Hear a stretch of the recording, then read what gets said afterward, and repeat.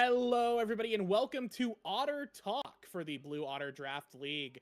I am your host tonight, Becky Rita, also a caster, but here hosting the Otter Talk Otter Lounge, which is definitely submerged or slightly submerged. We're all, I guess, in a where are otters? I've only seen them in the zoo. I'm Becky, and we've got some gamers with us tonight. We're going to talk about the draft league, some of the results from the past couple of weeks, chop it up a little bit, and see where we go. So tonight I have, and feel free to introduce and feel free to say hello, and after I call your name, we got Silver. Hey, I am the support for EXE. There's definitely a lot to talk about today. Yes, and thank you. Also, say what your team and role you are. Good. Mohawk.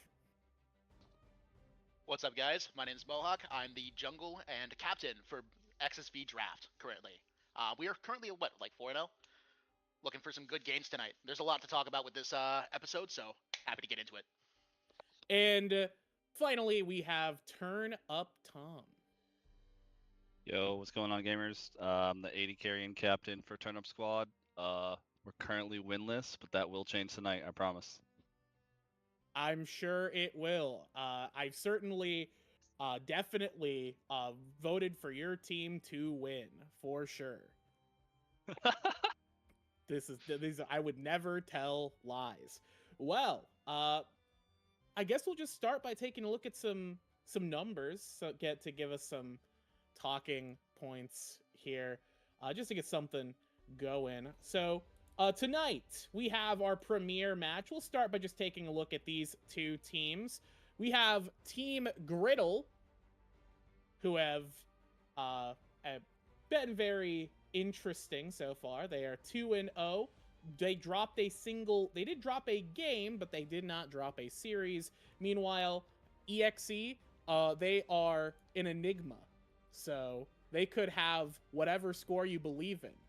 Judging by the draft standings on the blueotterleague.net website, it looks like they are 0-2. So I don't know if that's real, but take that as you will. That sounds about right, man. That sounds about right. Sounds about right. I don't know. I think that's I think that there should be an errata or like a star next to there, because like the question is, does Raikou know that you are playing tonight, Silver? Does he know the game started at 8? There was a lot of confusion and a lot of tiny drama, I guess, behind it. But from what I know, we are showing up today. Thank God. But we'll know for sure in 45 minutes. Very good. Yeah. The draft league special is nobody actually knows when the games are. They're always at the same time on the same day, but nobody knows. It's incredible.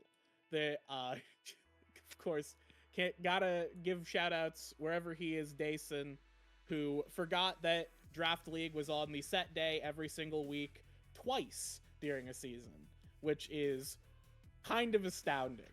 Like, forgetting it once, that's one thing. Forgetting it twice, I don't know what to say. I have no words. So, it happens to the best of us, and I'm sure some would call Raikou the best of us, that being Raikou himself, and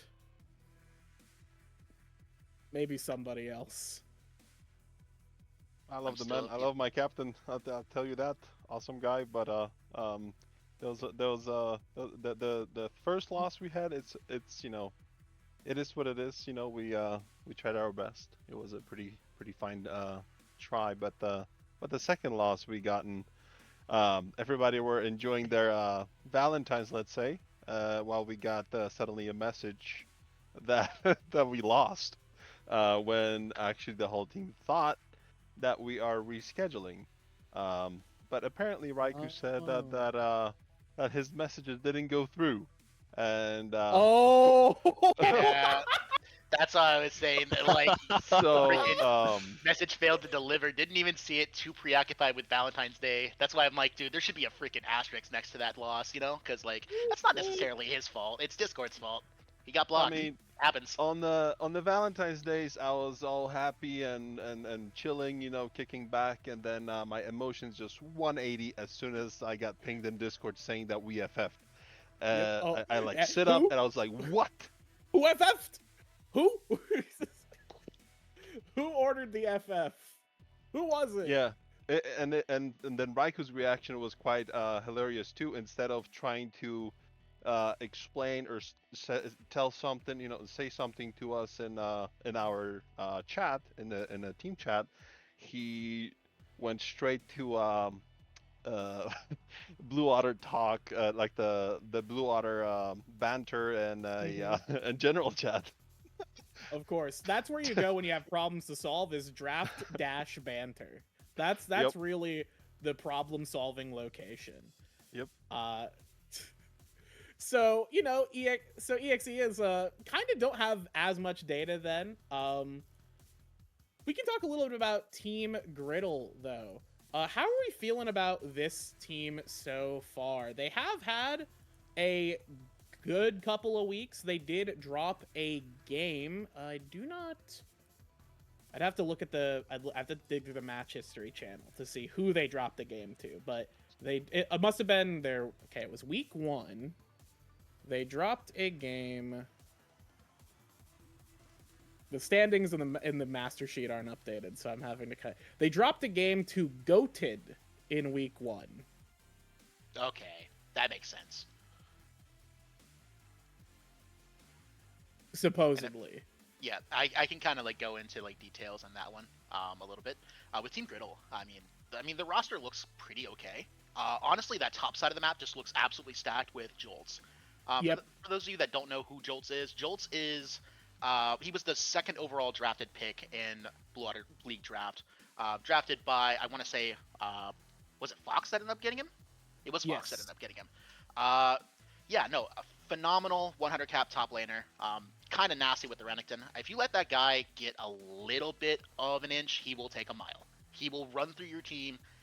It is very, very, very difficult to stop him. He is very good. I would not want to be on the receiving end of that, and whoever is facing him tonight, good luck.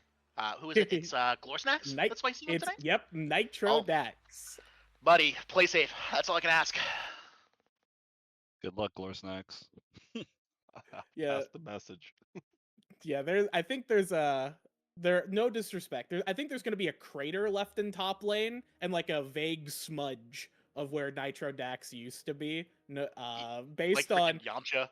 Yeah, so I'm familiar with Jolts. I've not played with him personally, but I have seen him play in various draft leagues and premier, I guess, regular leagues, pre-made leagues. That's the word I'm looking for.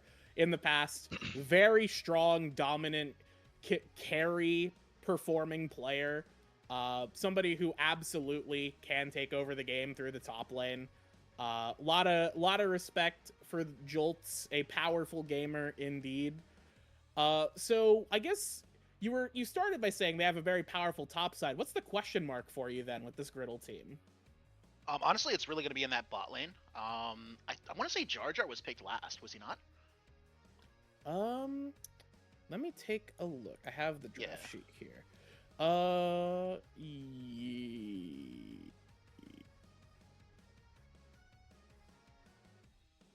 Yeah, you're more than welcome to confirm. From what I understand, oh no, it wasn't. Jar Jar. He was picked pretty late. I want to say. Where the heck? I'm looking for the name. Oh no, Discord names are different than the league names, so it's gonna. Was it Hasten Butterfly? Yeah. Is that Jar Jar, or did he get picked earlier? I think he was the 2nd to last pick, right? Yeah, no, that I guess that would be so 2nd to last. Yeah. The last pick would be Greeno, which is not surprising. But yeah, second to last pick, the support, very important role. You think you can kind of just sack support, but no, you can't. Support does a lot. A bad support can single-handedly lose a lane for an AD carry. In my experience, at least. And that's why I ask, why do you think I drafted Chief first?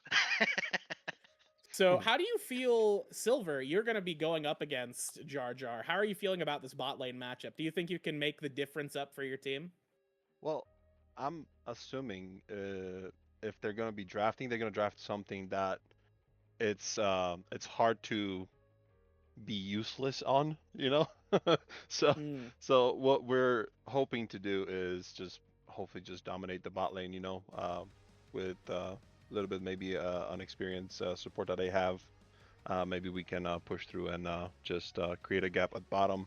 But like Mohawk said, I mean the top laner looks a little scary, So we'll have to figure out how to play around that, But I'm fairly confident that we could do a good show bot. Uh, but I don't want to say too much because we've been planning some stuff out. Ooh. We're hoping that jungle also is going to matter a lot. So we'll see how that goes. We'll see how that goes. All right. Well, to see where we all ended up in terms of predictions, and we'll also talk a little bit. I'll ask you, Tom, how you feel about your game. We're gonna throw it to predictions and take a look at where things are gonna potentially end up. Take a look at where the chips have fallen.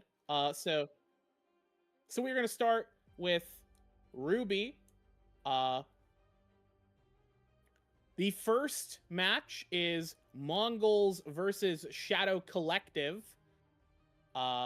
We are split 50-50 on that. Silver and I both predicting the Mongol Shadow Collective on predicted there. Everybody, all four of us are in agreement for the Skibbity Skeletons taking down the Kimchi Poros. Big surprise. And the last prediction, there must have been a bug. I definitely predicted the Turnip Squad. I think there's a graphical error. No, I'm joking. Yeah, you got it. No worries. It's fine. So all three of us are in agreement that the Scooter Shooters will defeat your team, Turnip Tom. Turnip Tom, sell me on your team. How are you winning? How are you taking this game and going against the grain? I mean, first of all, half my team isn't here tonight, so that's kind of an L. But we scale. Oh, no. We just scale. Oh, I, no. gr- I did pick up 2 pretty decent subs, so shout out Cody the King and Paigey for stepping up for us. But I did get Paigey. Paigey's the go. Overall, So, but the team dynamic is still pretty good, even though that we're winless. The vibes are still good. We're just gonna keep playing and sticking to what we know and playing around me and winning. Hopefully. Yeah. Your opponents, are they also have subs tonight, don't they? Top lane, I think, and mine is Okay. top in support. Okay. So you're both losing bans, right? No, we wave. Both of us waived them. We don't. We're You can not do that? about. Yeah, of course. I actually looked in the rules, Becky, and it turns out that they in fact can, because there's nothing that's written that they can't, and can will supersede can't. This Yeah, is we're not true. rulebook sharks, so it doesn't really Hey, matter. man. Yeah. Hey, man. Yep. At some point, I'm gonna have to address the allegations, right? Like, Yeah, it's I had almost to like I throw set out that up there. intentionally. yep, yep. We'll get to that later, though. No worries. Yeah. No, it's all good. It's all good. It's all part of the game. Yeah. So I will say I have not seen the Turnip Squad play, and I recognize Revan Storm. I don't recognize any of these other players on your team from previous draft leagues. Meanwhile, the Scooter Shooters, I recognize every single player other than Slappy, and most of them are pretty good. Which is kind of why I went with them, and also they have done relatively well for themselves currently in the standings. They are also, I guess they only have one series recorded. They might not have played their second series yet. In any case, looking like a good team, but we also still don't have a lot of info on these teams. So I'm gonna believe in you. I'm gonna believe in you, Tom. I'm gonna believe. Yeah, you should, man. Honestly, I'm just your hyperscaler AD carry. We're just scaling. It's just gonna take a couple games. Yeah. So let's just quickly. We all agree with the Skibidi Skeleton, so we don't need to talk about that. I am curious about that 50-50 in the first prediction, though. So I'll start by asking you, Mohawk. What are you, how you why are you feeling? What makes you feel good about Shadow Collective here? If you're able to respond right now. So Shadow Collective, specifically, right?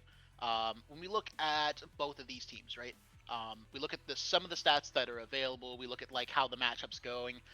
Essentially, what it is it's an unstoppable force versus an immovable object. Um, Honestly, I think it just comes down to who drafts the better team comp, who plays for their side that's stronger, better. Because if I'm looking at things correctly, I want to say that Shadow Collective has a stronger top side and Mongols has a stronger bot side. Mhm. And the actual notes, I actually said I didn't even pick a team for this one. I said it's dead even. Uh, Oh, so so you didn't even pick a team. I didn't even pick a team for this one because I think it's interesting, right? Because you have EXE in the bot lane, right? Mhm. EXE and Enderfridge are two of my favorite players to watch. EXE, very consistent player, very good at being able to right click. His movement is good. Uh, does drills quite often. Is not afraid to sharpen up his skills. He's kind of like the AD carry equivalent of like walking into your local gym and you see a buff ripped guy walking out the door with a towel around his neck.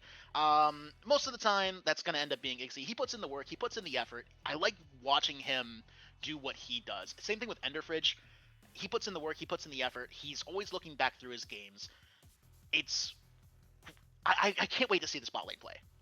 But it's that top side for me that's kind of giving me questions per se. You look at Yeah. Shadow Collective. They got Gunner, they got Pino. Gunner and Pino, they're just consistent players. I don't know how consistent their top lane is, but for the side of the Mongols, of course. But Mhm. honestly, I just think these games are gonna be very much bloody games. I mean, you look at the average KDs of these players. I mean, I'm seeing double-digit deaths on a lot of different players in their solo queue games, right? So if we're just going off of stats, right? Because granted, there are things that I don't know about some of these teams, and if you just look at the stats, all I can tell you is we might see another 50 bomb on stream tonight on one side of the map. We could very much Wow. see that. Wow. Like these games are That's gonna a get bloody. That's a bold call. I hope they get bloody. Hey, we won't be watching them, but good content is good draft content is where everybody's just throwing themselves at each other and hoping for the best. Basically. So I'll ask you here, Silver. What leads you to the Mongols? What's your reasoning for picking Mongols here? Well, there's three reasons. One, I think bottom's gonna win on the Mongols side. You Yep. know, I don't think Lambo's gonna get to play Smolder. Like I'm pretty sure they could just like Nope. get rid of that, right? And the AD carry of Mongols just looks like he's very versatile, and I think he could dominate bot lane. Another one is more like a hope. I think Mongols jungler is gonna do a better job in this game, even though it looks crazy. I honestly think he's gonna bring it. He's gonna bring that dub for Mongols. And then third would be I like their name better. I didn't really look into the side of True. the I didn't look into True. the side of the tournament much like the Ruby part because I play in Sapphire, right? So I can't tell you much more. Which also brings back to Turn Up Squad versus Scooter Shooters. I thought I'm voting for a Mhm. better name, not the better team. So I um, respect that. I'm with you, Tom. I'm with you, Tom. Lit. All right. And just to quickly talk about Skibidi Skeletons, I can talk about that. Skibidi Skeletons have Edaconic. We don't need to say anything else. The Edaconic has one weakness, and he is here on this desk right now. I'm coming at you. I'm coming for you again, buddy. You better watch out. In any case, we can move on to taking a look at Sapphire to see where we ended up with this predictions and our predictions for tonight's big game.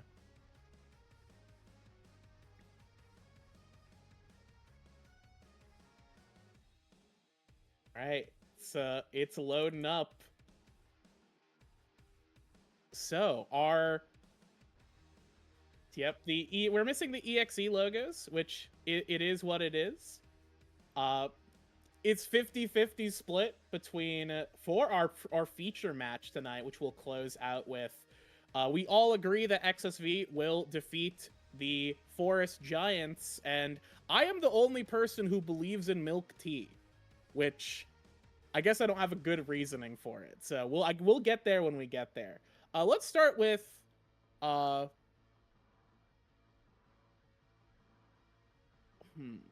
Does anybody want to make an argument for the Forest Giants? What can the Forest Giants bring to take Mohawk down?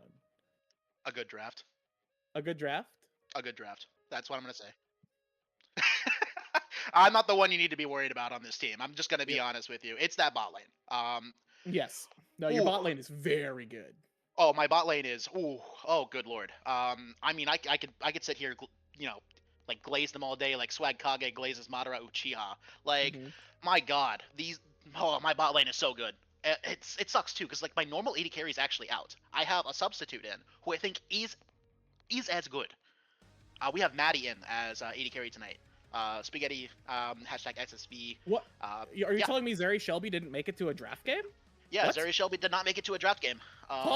Unfortunately, unfortunately he's got some stuff going on, so I can't really talk about it on stream. So I'm not gonna do that. I assume there is stuff.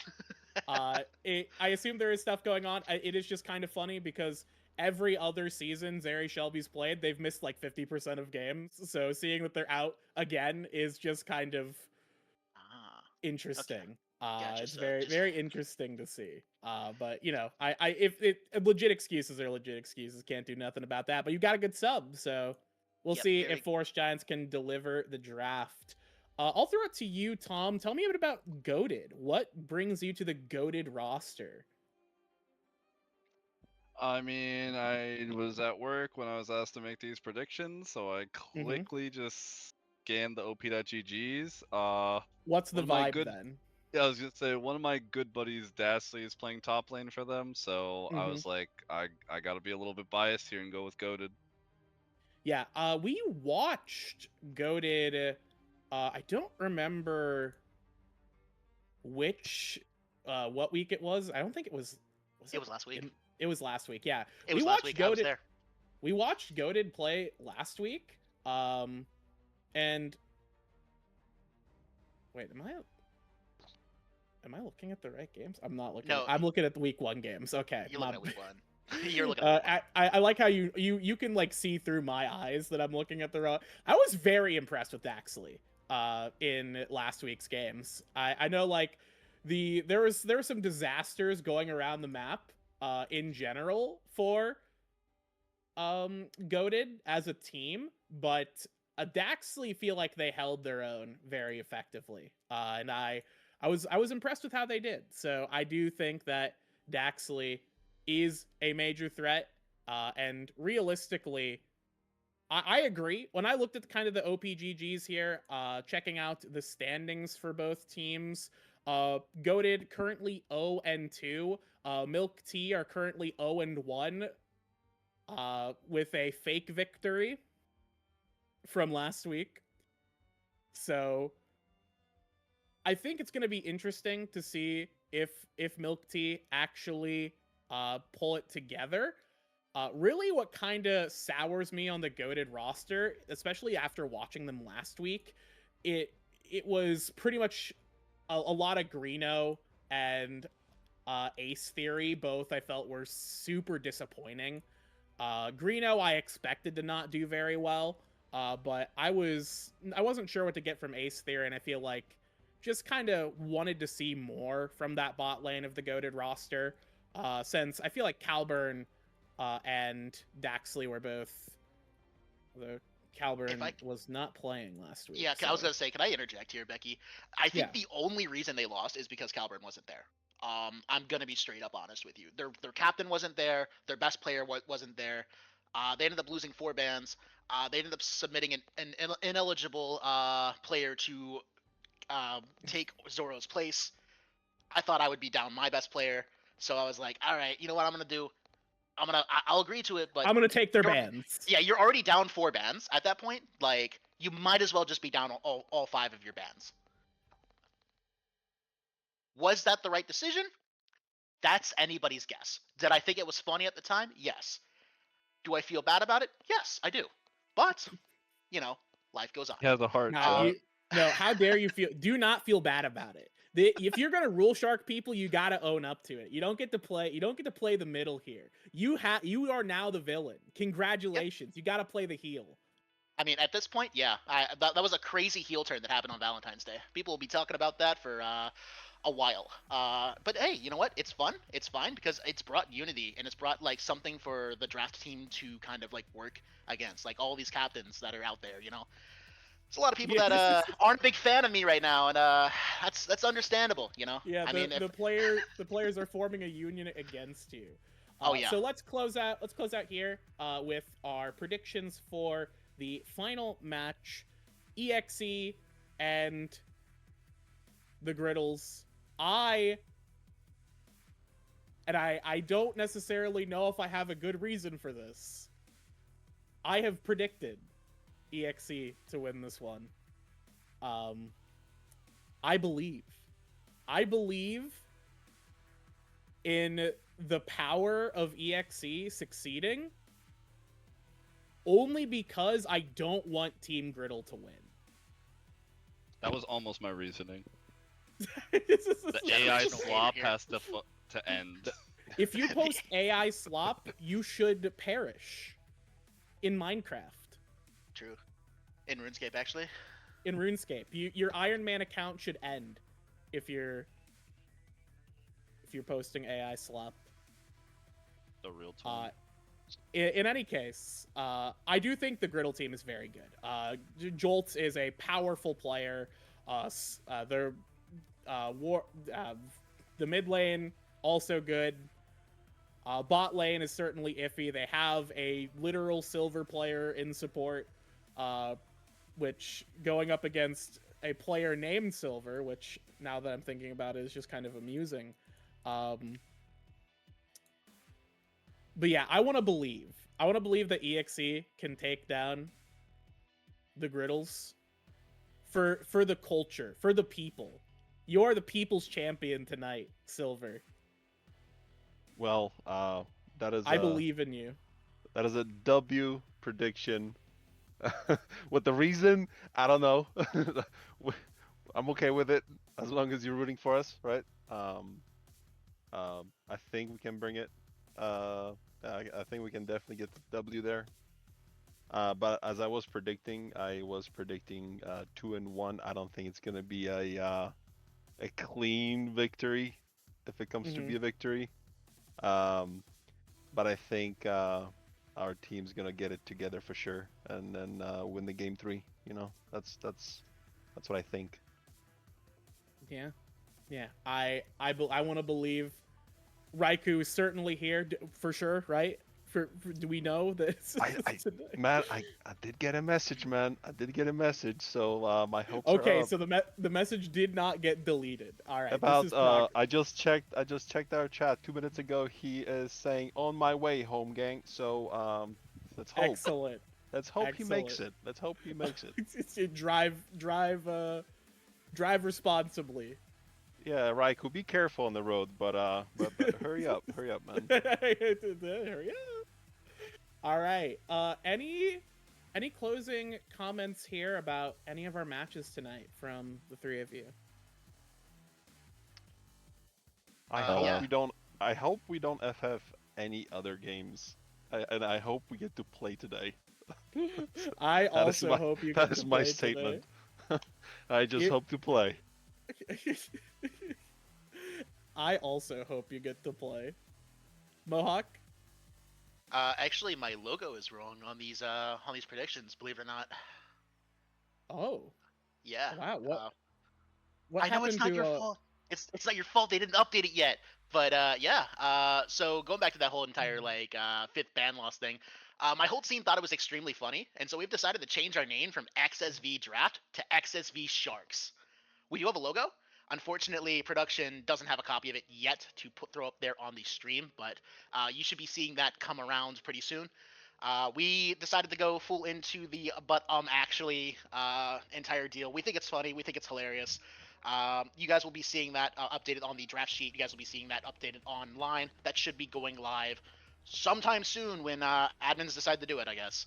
Also, good luck to Forest Giants. Slinkies, I know you're a monster. I'm waiting to see what you end up doing. Tekio, oh man, it's going to be a fun time in the mid lane for you, I will tell you that. I can't wait to play these games tonight. I cannot wait to see what ends up happening with the predictions, whether or not we were correct or not correct. There's just so much that I still want to talk about, but unfortunately, we are running a little bit low on time. The stream matches Yes. begin in, 15 minutes? Yes, that's why I want to close out here with you, Tom. What are you feeling? Jolt is my goat. He's a sub on my Vank team for a reason. Believe in that guy heavy. All right. We believe in Jolts, or maybe we don't. So we'll You see should, he's the how these goat. games play out. So with that said, we're gonna close out Otter Talk. Thank you to the three of you for coming on to the show tonight, and best of luck to all three of you. I hope you excel. Even if I predicted against you, that's actually a good thing for you. If you happen to know my prediction record, which is historically very bad, so it's good You're luck. saying there's a chance. Now you're telling me this, I man? am saying there's a chance. I like it. All right, so we'll see you on for the main stream in a short while. I'll let the three of you go, and I'll see the rest of you in the audience back in about 15 or so minutes for tonight's showcase match between Griddles and EXE. See you then.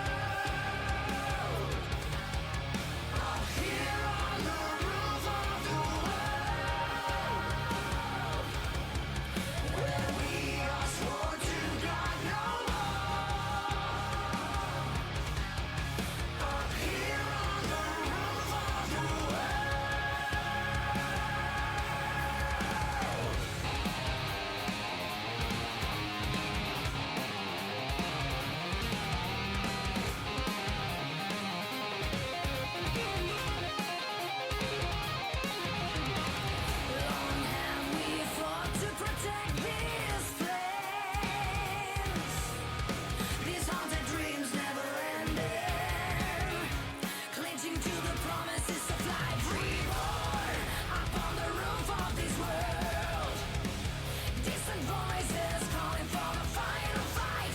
We will answer with victory. Yeah. Long have we fought for these lands. In the shadows and the stories of the promised land. Now to take our place beyond. You're on the roof of the world. In the cradle of the stones. Where faithful winds cut to the bone. And there's no turning back.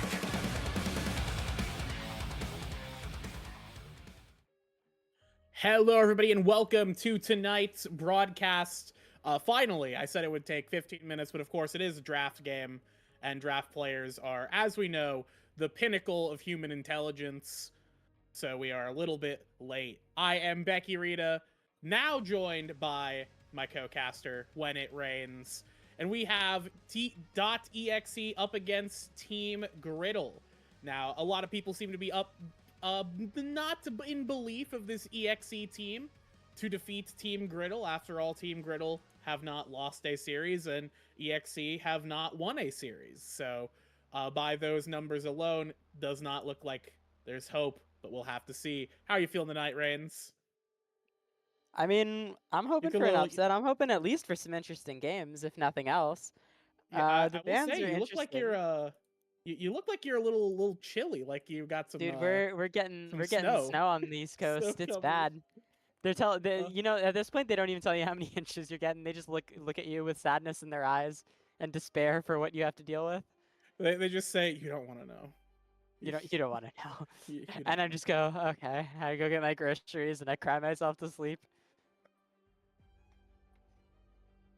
Plenty of time to do work at least. Yay! Yeah, yippee! Anyway, funnily enough, 3 enchanter bands, which I guess we think enchanters are good. I don't know. I haven't been playing a ton of recently. Is the Diadem Echoes combo still insane? Yes. Yep, okay. It is quite powerful. It is certainly quite powerful. And I've we have seen been it run on Lilia actually. I've seen someone run it on Lilia. I don't know if that is the intention, but I have seen it.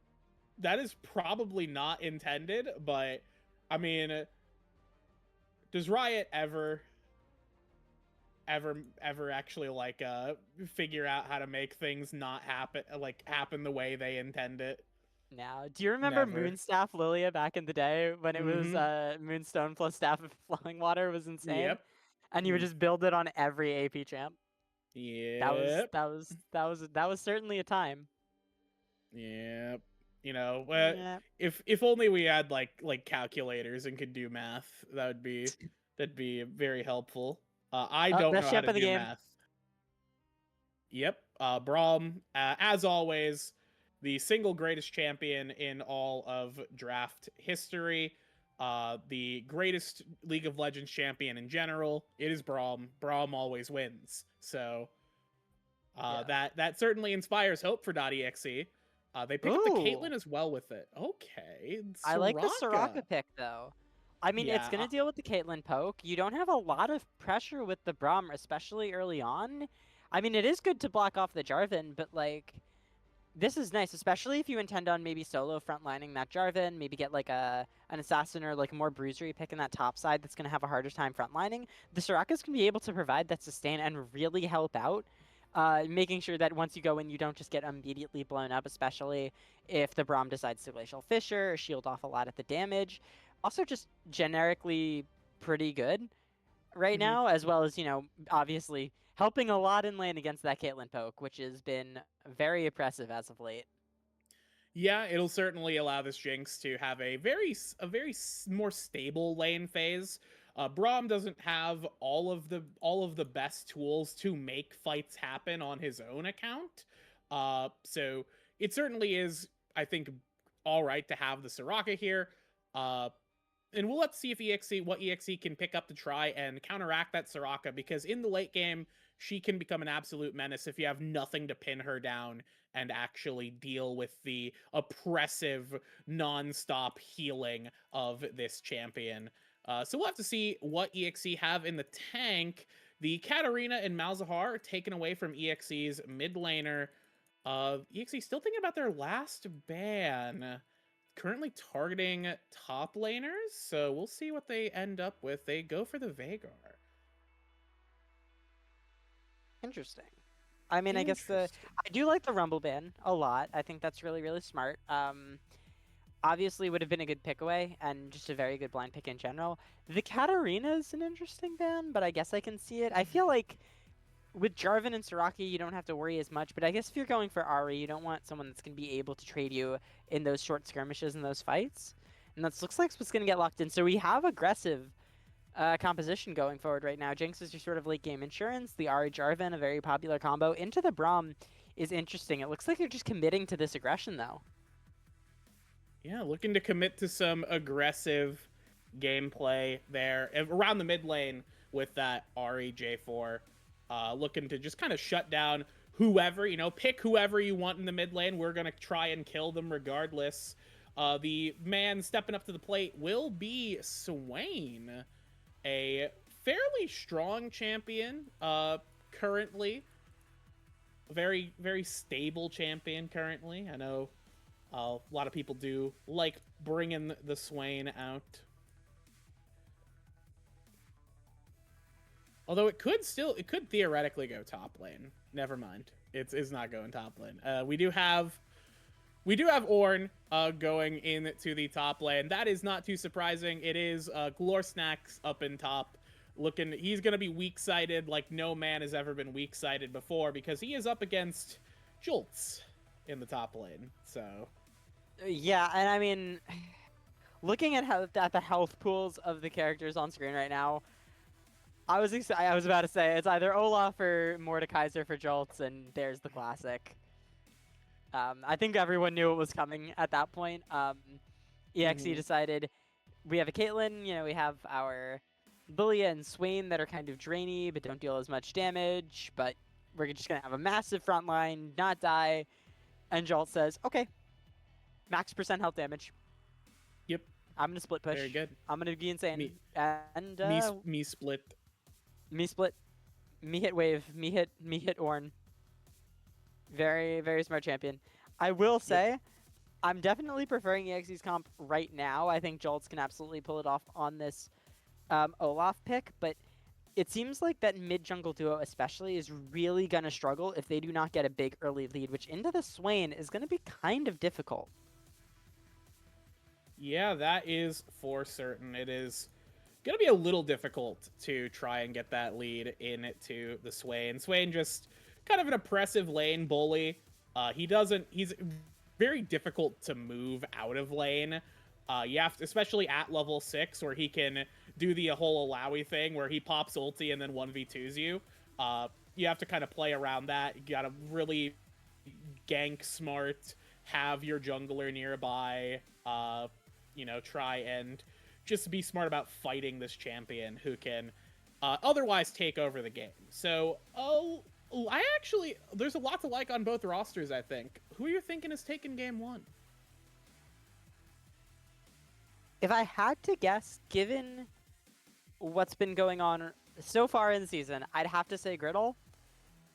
That being said, if there's any comp for EXE to take a game, it's probably this one. Feels really strong, feels pretty consistent, especially if they can make it to late game. Going to be incredibly hard to take down, especially knowing that the Jinx really has to get that first reset. That's her late game insurance.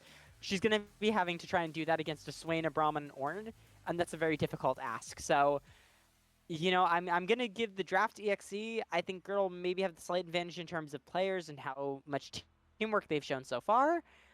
That being said, if EXE want to have a chance, I think they really need to start getting the momentum right here and win this game 1. Yeah, we'll see if they can get that momentum, of course. I predicted EXE to win this series, mostly just out of hopium, but I do think that I like Griddle's team. I really like the Soraka pick in general. I think that it's going to EXE do not necessarily have a lot of big bursts. They have a lot more sustained damage in fights. I feel like unless they can stop the Soraka, she's just going to be able to counteract a lot of that damage. It's going to come down to if they can get asleep or if Caitlyn can go crazy. And if Caitlyn can't go crazy in fights and start popping people, then I think this game is just going to be Soraka power all over the place, funneling the Olaf, who is unkillable, and never die. So it's the Jolt show, unless somebody puts a stop to it. We'll see if they can when we get into the game after a quick break.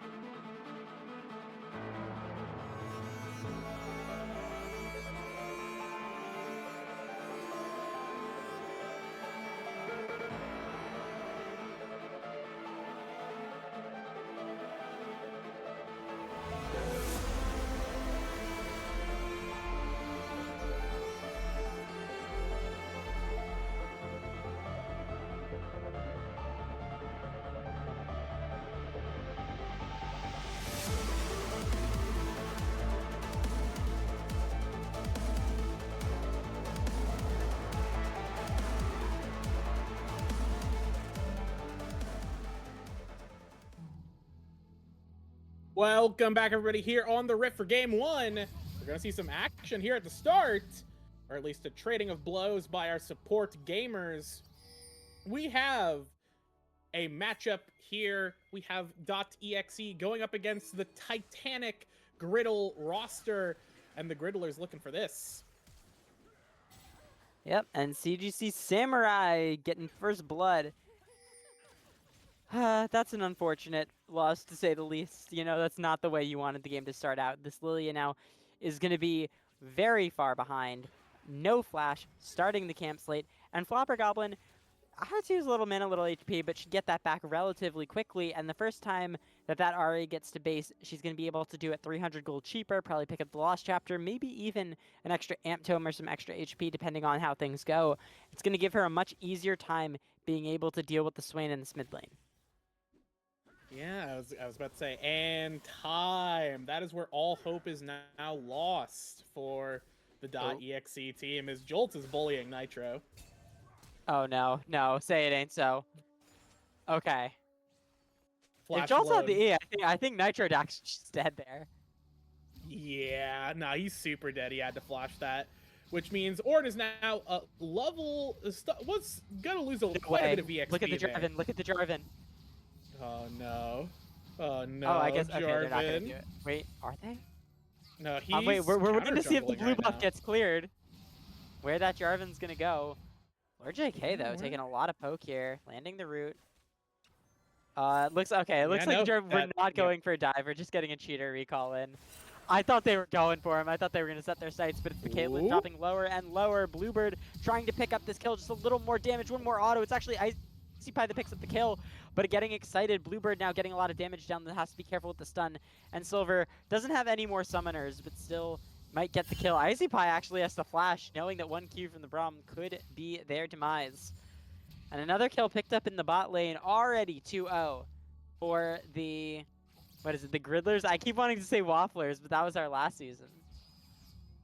Yeah, no, the Griddles, they are looking very strong right now, for certain. Kind of what a lot of people expected to see was a good start from the Griddle team, and they are absolutely delivering here at the start. This poor old Lilia getting 3 buffed as Flopper looking for a kill on Flopper themselves. gets the charm. Yeah, that is another one for the Ahri. And the lane also maybe slow shoving back, depending on how Lord JK is. Lord JK TPs here and pushes that lane back. Yeah, it's going to be a beautiful setup for the Ahri. Immediate Lost Chapter at 3 minutes and 30 seconds already running back to lane.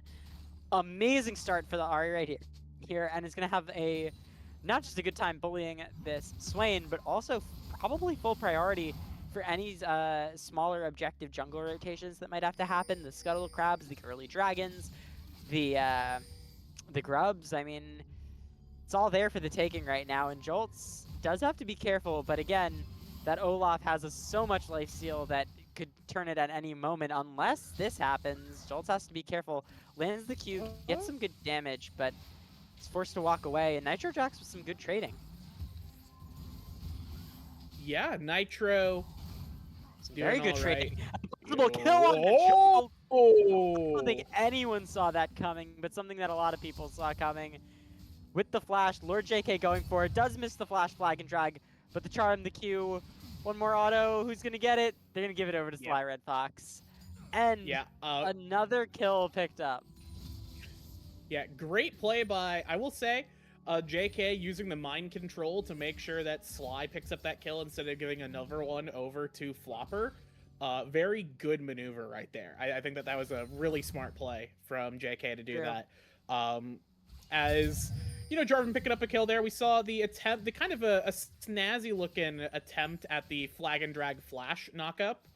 Did not quite land, but it doesn't really matter because Lord JK was so critically out of position that just got turbo punished right there. And Flopper has had this lane so favorable for themselves, been controlling it so well, using TP effectively, just total domination right here from the Ahri.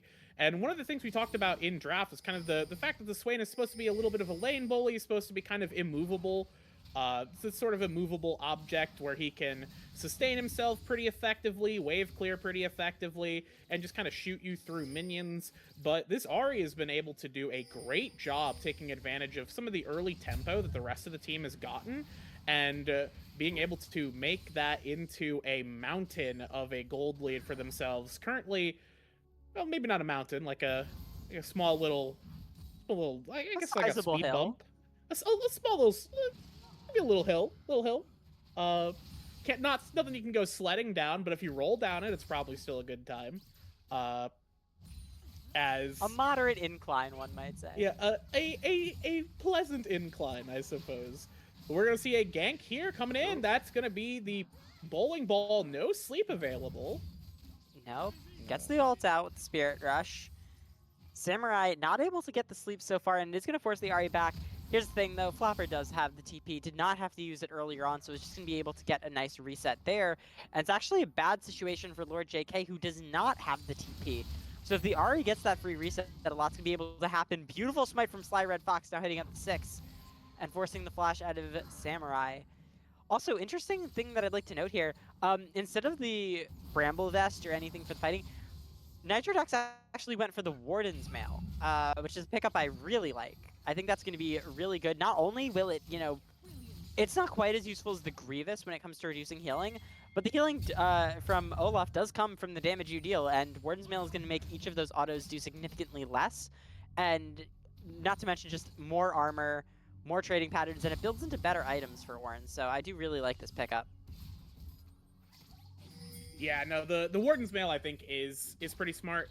A lot of people might just go for that Bramble, like you said, but I think that Bramble is kind of overrated when Wardens gives you a bit more value. Like, obviously you stop the healing, but I don't think you're worried that much about Olaf's healing. We're gonna see a 1-for-1 trade up here as... Well, you are a little worried about Olaf's healing, but I think you're more worried about him cleaving your skull in. Silver. We'll see it. Damage coming down onto Bluebird. I don't think they're going to land any kill. There's just not quite the damage just yet. Not going to use the sleep. Use the Glacial Fissure, and Icy Pie actually is in a little bit of danger, so they have to be careful. Bluebird going into melee range for some reason, though. The sleep lands. The damage is coming through, but Bluebird with the nice flash to get out of range. No the Q way! From Caitlyn.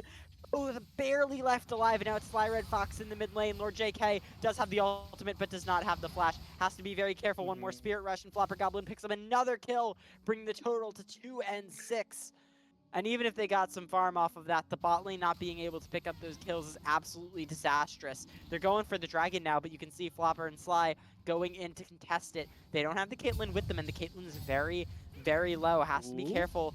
Flag drag over the wall, Sly going forward, a nice charm onto the Braum. Silver gonna have to try and get out of there, and the failed flash. Flopper 4-0. Sly Red Fox flashing forward, wants to keep going, lands the Cataclysm, picks up another, and this mid-jungle duo cannot be stopped. Yeah, that is very bad. For certain. I think just in general, that fight down there was already super weighed in the favor of the Griddles. You put on top of that just the Ahri being so oppressive, the failed flash there from Silver. This Jarvan is setting up so much for the rest of the team, and Flopper with a great roam. I mean, there's nothing really JK can do to contest this Ahri at this point. Ahri now completed the Malignance. That is a huge power spike for her in terms of effectiveness. So she is going to be extremely dangerous, and she's accelerated so fast this game. The only other person who has a completed item is Ornn, funnily enough, who has finished that a rather affordable Frozen Heart, skipping the boots to get that into position. So we'll kind of have to see what this Ahri can do with this big power spike here. They already got that Drake, almost certainly going to get the other neutral objective. I can't imagine Lily is looking too much to contest this one, as JK is going to try and scuffle here. Does do a bit of damage, but Ahri has so much kill pressure that it's just kind of have to be respectful of it. Fortunately, on the bot side, due to the Soraka roam, Caitlyn and Silver are making the most of it. But by pressuring. Actually, a pretty decent gold lead from the Caitlyn compared to the Jinx right now. Obviously, that call coming through is going to help a lot, but I will stop talking. Slapper Goblin goes for an engage onto Lord JK, Oh. takes it in. A nice flash from Lord JK. He's going to land in a big shutdown from the Swain going over to Lord JK. Great outplay. And that's going to even things up quite a bit. The RE is still going to be ahead, but a big chunk of gold to the Swain, and that's exactly what they needed. I was about to say, your entire gold lead right now, anything that you could hope for is on your Frozen Heart Rush Ornn. Not a great situation to be in. But that shutdown and being able to get the Blackfire Torch is mean that there's going to be a lot more reliability coming out of that mid lane. And it means that, especially towards those top side and those team fights, it's going to be a lot easier than if the Swain had just not gotten that, had been struggling the entire time. Obviously, RE still going to have the jump in those aggressive fights with those charms, but Lord JK and Nitro Dax should be a relatively stable front line for the time being. The Collector also picked up for Caitlyn, and with the drag coming up in 2 minutes 45 seconds, I can assume there will be a fight around it, if not at least a little skirmish. Yeah, it is going to amount to something for sure.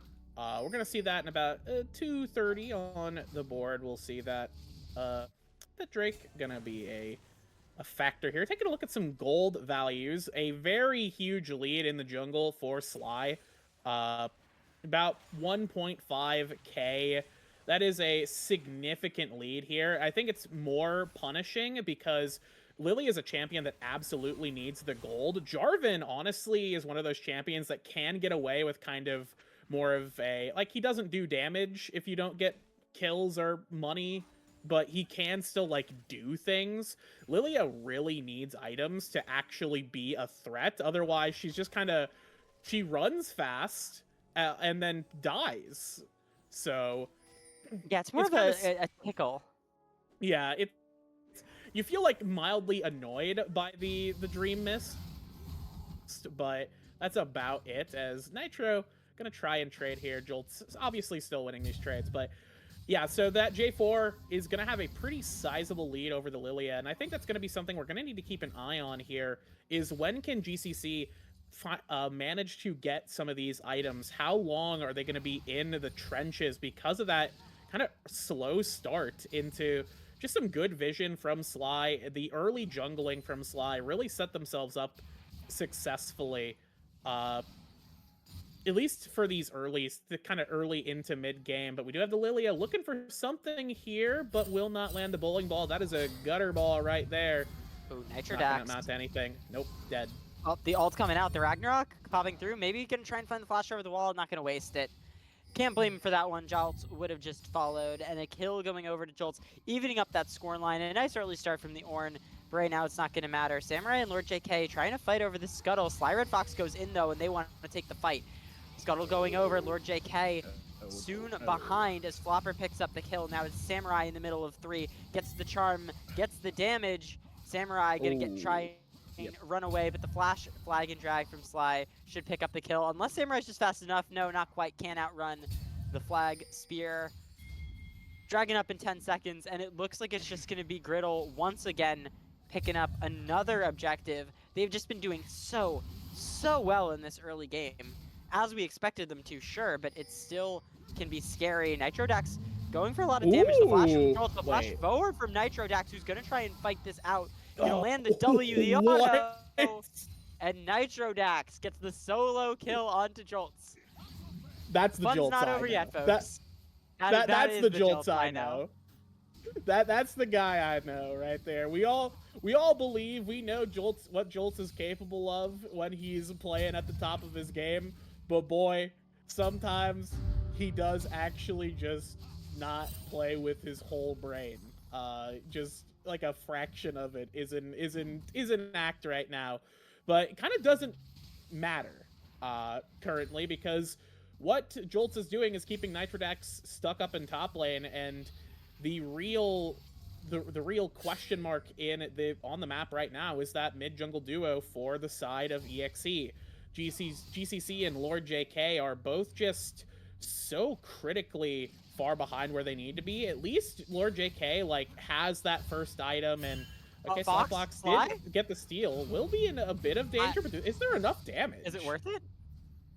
I guess it not is a- worth it. I guess Not enough damage. Samurai just does absolutely nothing. Yeah, 0-3, not even a full item yet. 15 minutes into the game. I guess Sly can just walk in, take the steal, and walk out. Yeah, it's you never like to be the jungler who gets stolen on, and then you try to fight the other guy and they just walk away.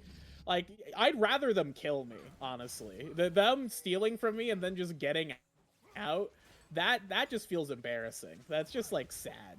I don't know. Maybe that's just me, but it's just another kind of a small Oh, wow. microcosm of the macrocosm of problems in the jungle. But on the bot side, Raikou has been Free tower. pretty, very getting that early tower, first tower for the side of EXE. As yep, Oh, that's no, dead. Not again. Not again.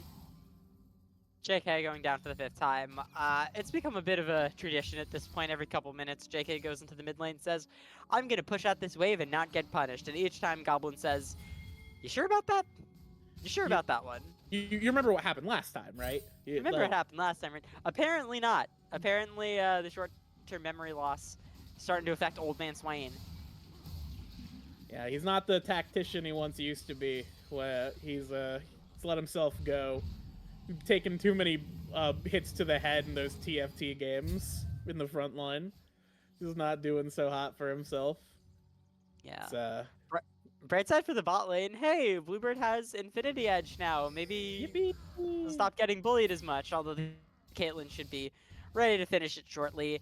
And honestly, right now, I think if you're EXE, the biggest thing you need to do, now that you have your Lily item online, obviously you can try and scale, but honestly with the Caitlyn, I don't know if you're scaling as hard as you need to be. I think you need to start using the spike once you hit that Infinity Edge to really push that bot lane lead and try and get, you know, the Herald. Well, the Herald just got taken, so I guess the next couple dragons and some towers, because there's guess not a who's whole pushing lot up? happening right now. Guess who's Oh, pushing up? He just Take a doesn't look. learn. Take a guess. Will he ever learn his lesson?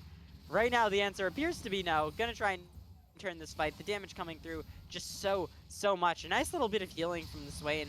Flopper has to keep his distance, has to be careful. Misses the charm, not gonna matter though as Sly picks up the kill. A little extra help from Icy Pie just to make sure that nothing bad happens down there. Has to be careful though, over the wall, the bowling ball lands. Caitlyn ults, Bluebird has to be careful. Forced to use the heal from the Soraka to keep him alive. Now Sly Red Fox rotating up just to make sure that nothing bad happens there. Get the Scuttle, mark that mid lane.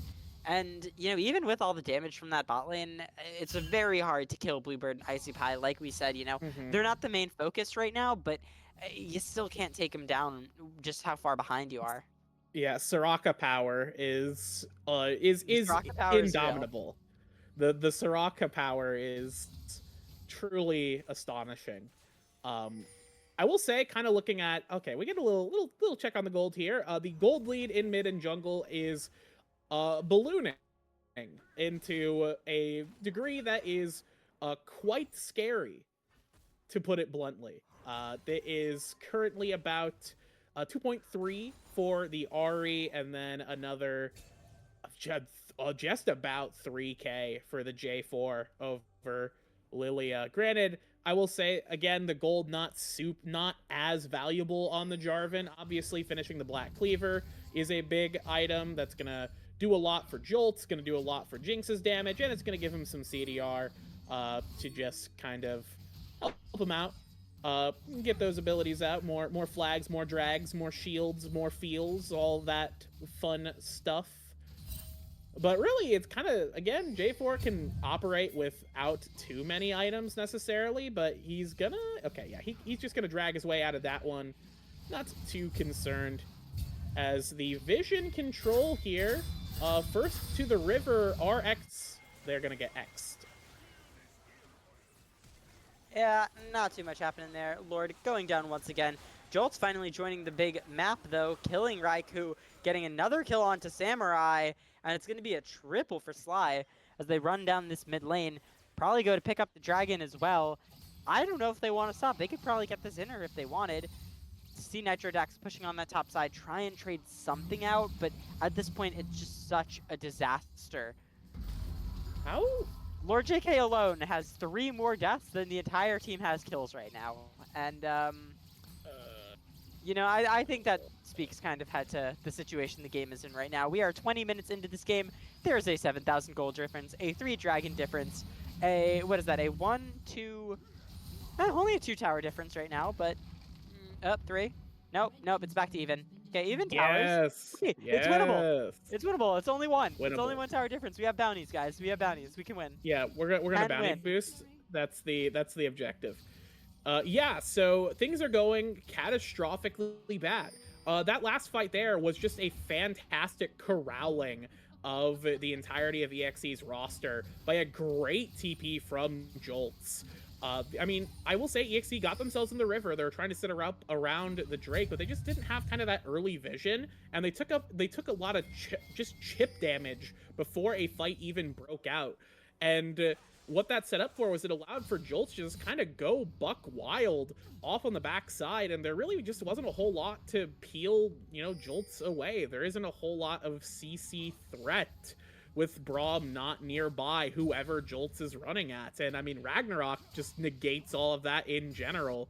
I think kind of the big question mark there is, was there an opportunity for Nitro to TP down? Because Nitro had the TP, could have very easily, theoretically at least, followed Jolts and tried to turn that fight around. Or maybe the team could have called for it earlier when they were setting up in the river. You get your Ornn down sooner. Like, maybe you lose an outer turret or you take an honest 5v5.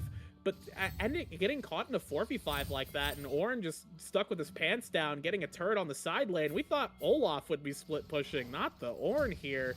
You take Ornn to team fight, right? So it just seems odd. Surely. Some damage onto Silver. The root coming in from Flopper, who just didn't see the trap, I guess.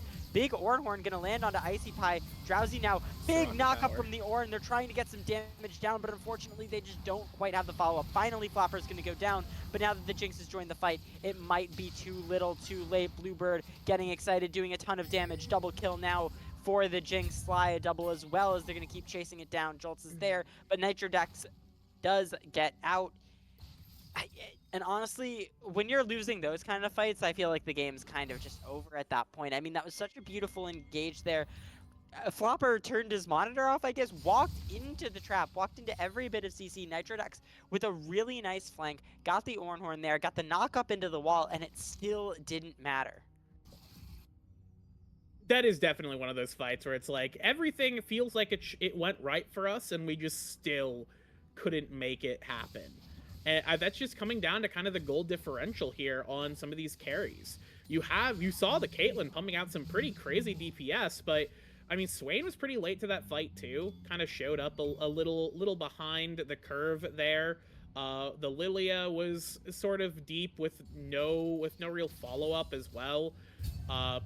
Because kind of that fight ended up being really split. They were kind of just hoping to get some picks on the Flopper, who is still just finding themselves they're feeling themselves right now, just kind of playing with reckless abandon currently, because I guess they don't necessarily or they're just not too concerned. So yeah, it's certainly looking like this might be curtains for the side of EXE. There is still the theoretical big game-winning Ornn ultimate, followed by super powerful AoE damage from GCC and Lord JK, chipped off by the Caitlyn collector damage. But that's all a nice in theory. In practice, I don't know if it's really gonna happen, because the damage is so low. Again, it's so sustained that Soraka power is going to make a world of difference, except right here, where Flopper has once again found themselves in a precarious situation. Yeah, brought back in by the Swain. Finally, they're going to get the kill. Icy Pie has to be careful as well. Nitrodax keeps going forward, manages to pick up the kill. Sly Red Fox going in, manages to land that Cataclysm. Now they need to take out Lord JK. Bluebird finally gets the reset, and now it might just be it.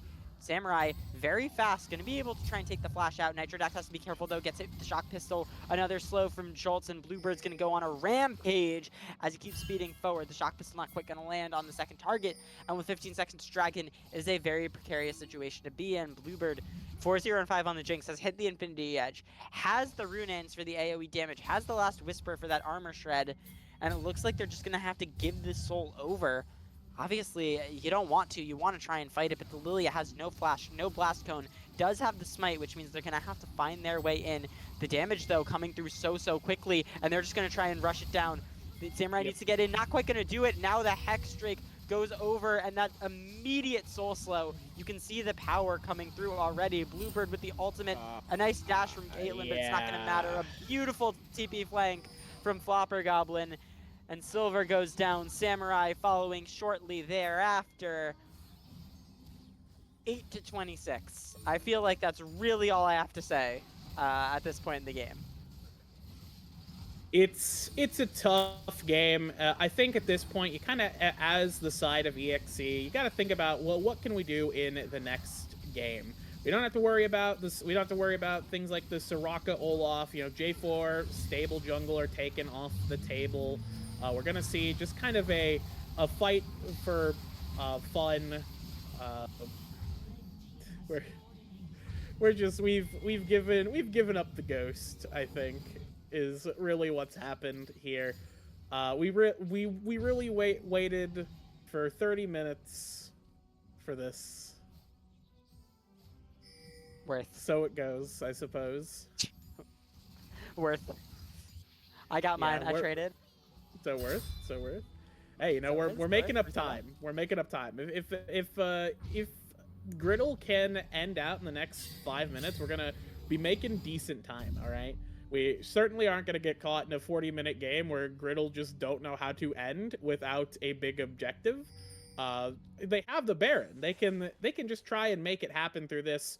Put Jolts in a side lane, put the Ahri in a side lane, 3 down mid. I think just a Jinx, Soraka, Jarvan are stronger as the 3 than the entirety of the EXE team. So you can just keep Flopper on a side lane, keep Jolts on a side lane, and if any of the EXE team try to split off to take care of those split pushers, you have Jinx just run wild on mid lane. It's a cookie cutter maneuver here that they are gonna execute on, as we have a potential gank into Flopper Goblin, who just has Spirit Rush, and here comes the run wild in. Yep. Oop. Ornhorn here from Nitro Dax has to go in, immediately silenced and knocked up by Sly. Jolts is here, puts him in the Cataclysm. Tons of damage coming through. Lord JK gonna be the first to fall down. Samurai probably falling shortly after. Another kill going over to Bluebird. Silver and Nitro Dax forced to run away. The Glacial Fisher does manage to lock up a knock-up. Unfortunately, Jolts with the double is gonna be able to keep going. They have the inhibitor. Nitro Dax slowly getting whittled down. Maybe makes it back to base. Might not care. Gonna try and at least get the kill onto Sly Red Fox. We'll see, but not quite gonna be enough damage. The Nexus falling at just 28 minutes and 30 seconds into the game. A beautiful ending right there, and an incredibly clean game from Team Griddle. Yeah, the delays to the game were longer than the game itself. And that truly, I don't know what that says, but it says something. I'll let you interpret meaning back, from baby. that. That's what it means. Draft League is so back. That's what that means. So theoretically, we could see the post-match information here. There are so. I don't have any of these players added. Okay, thank you. All right, so we can take a look here. Big damage from Flopper Goblin, not too surprising. The Jinx, bit of a slow start, but did manage to pull it back through. You can look at that gold differentials. The gold differentials there, I gotta say, big credit to Nitro, handling themselves well up in top lane, but the rest of the map just not even close once the game started rolling. There was some hope in bot lane for a little while there. Yeah, I mean, there's a little. I was just gonna say, 6,000 gold difference in the jungle alone. Yeah, that's yeah. Zooey Mama.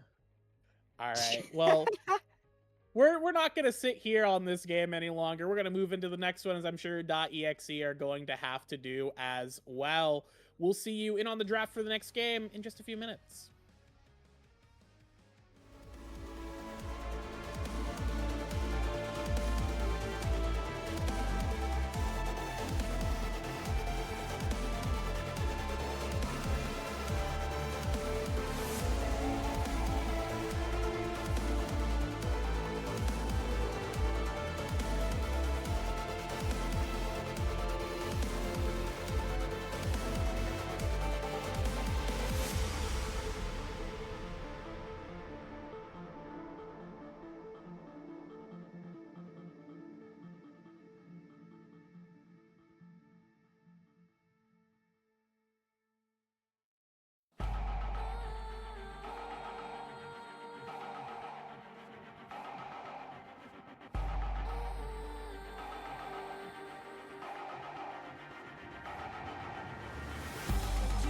fight to hold our heads up high and beat the drum to what we love. Risk the follow, we have felt it all come crashing down from far above. Stars are rising, countless worlds colliding, only one will take it all. Can we bring to fall the giants? Can we make the final call? We are the ones to ignite the darkened skies, the champions of a world that we defy. A soul reign of the few who rise up high, and we all fight at the last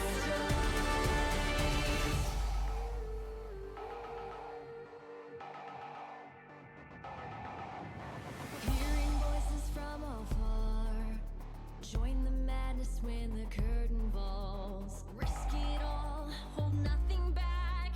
Seize the day, we must attack. Stars are rising, countless worlds colliding, only one will take it all. Can we bring to fall the giants? Can we make the final call? We are the ones to ignite the darkened skies, the champions of a world that we defy.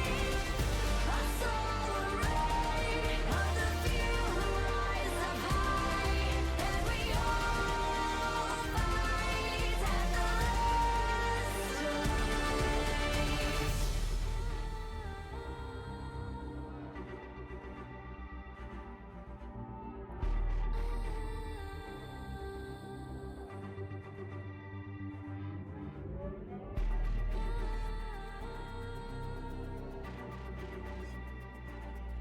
Can we bring to fall the giants?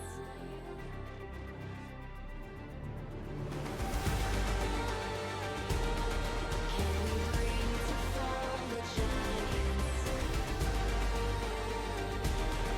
Can we bring to fall the giants? Can we bring to fall the giants?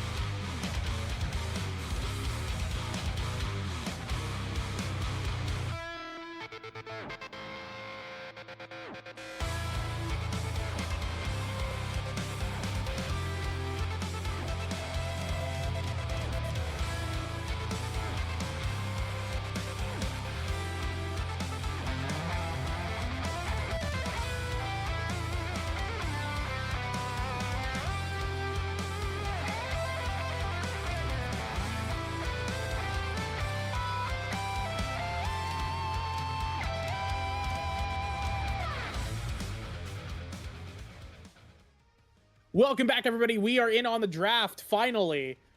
After 1,000 years, we have arrived here, back in on the draft.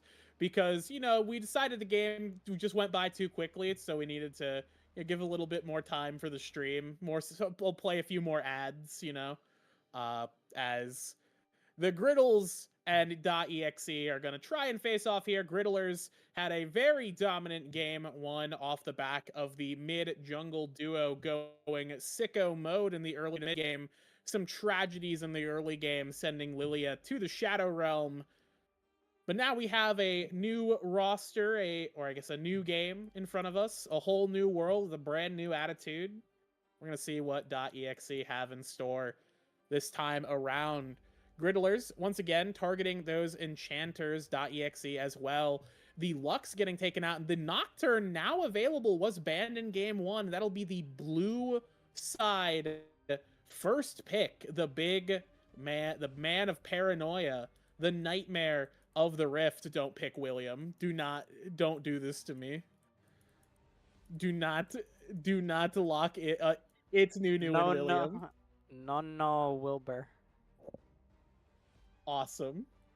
No, I know no, Nunu and William is actually not bad because of some of the jungle changes. So, like, this isn't like you see Nunu and William in the past and you're like, boy,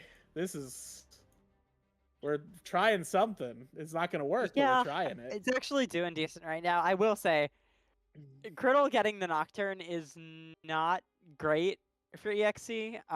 Especially we've seen the aggression that Griddles have in the past, especially with that mid-jungle duo. Getting the Malzahar is really nice, though. A lot harder to punish, can kind of just infinitely clear waves, has that bonus spell shield. The Ari gone as well, which means it's going to be a bit hard to take care of. I wouldn't be super shocked to see if we see something like a Syndra, maybe the Orianna, something that can follow up really well. The Galio is also unbanned. That being said, no, it looks like the Ziggs right now, which could be a flex, could also just be going into the mid lane. I assume that it's going mid right now, but I could be wrong.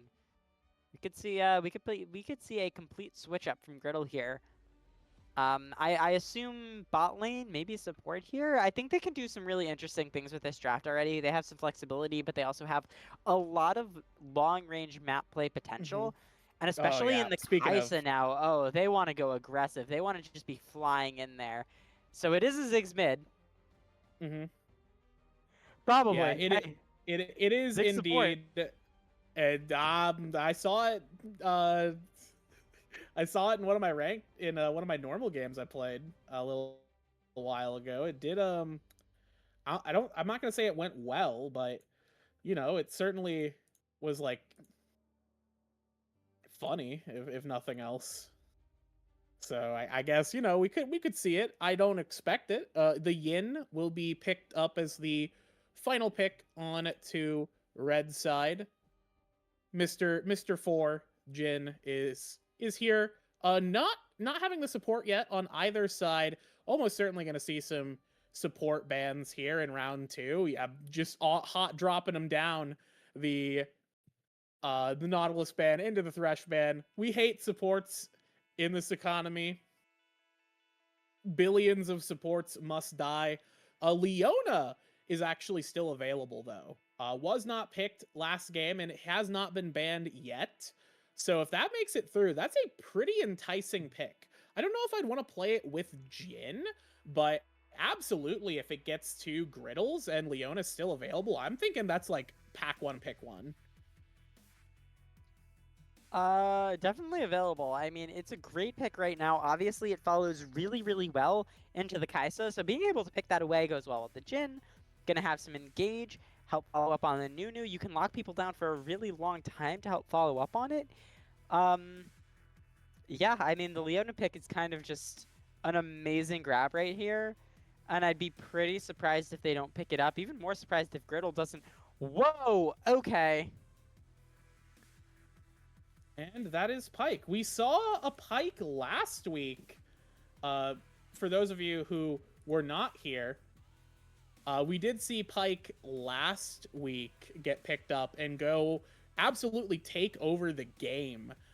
Seeing that this game is certainly like the gauntlet being thrown.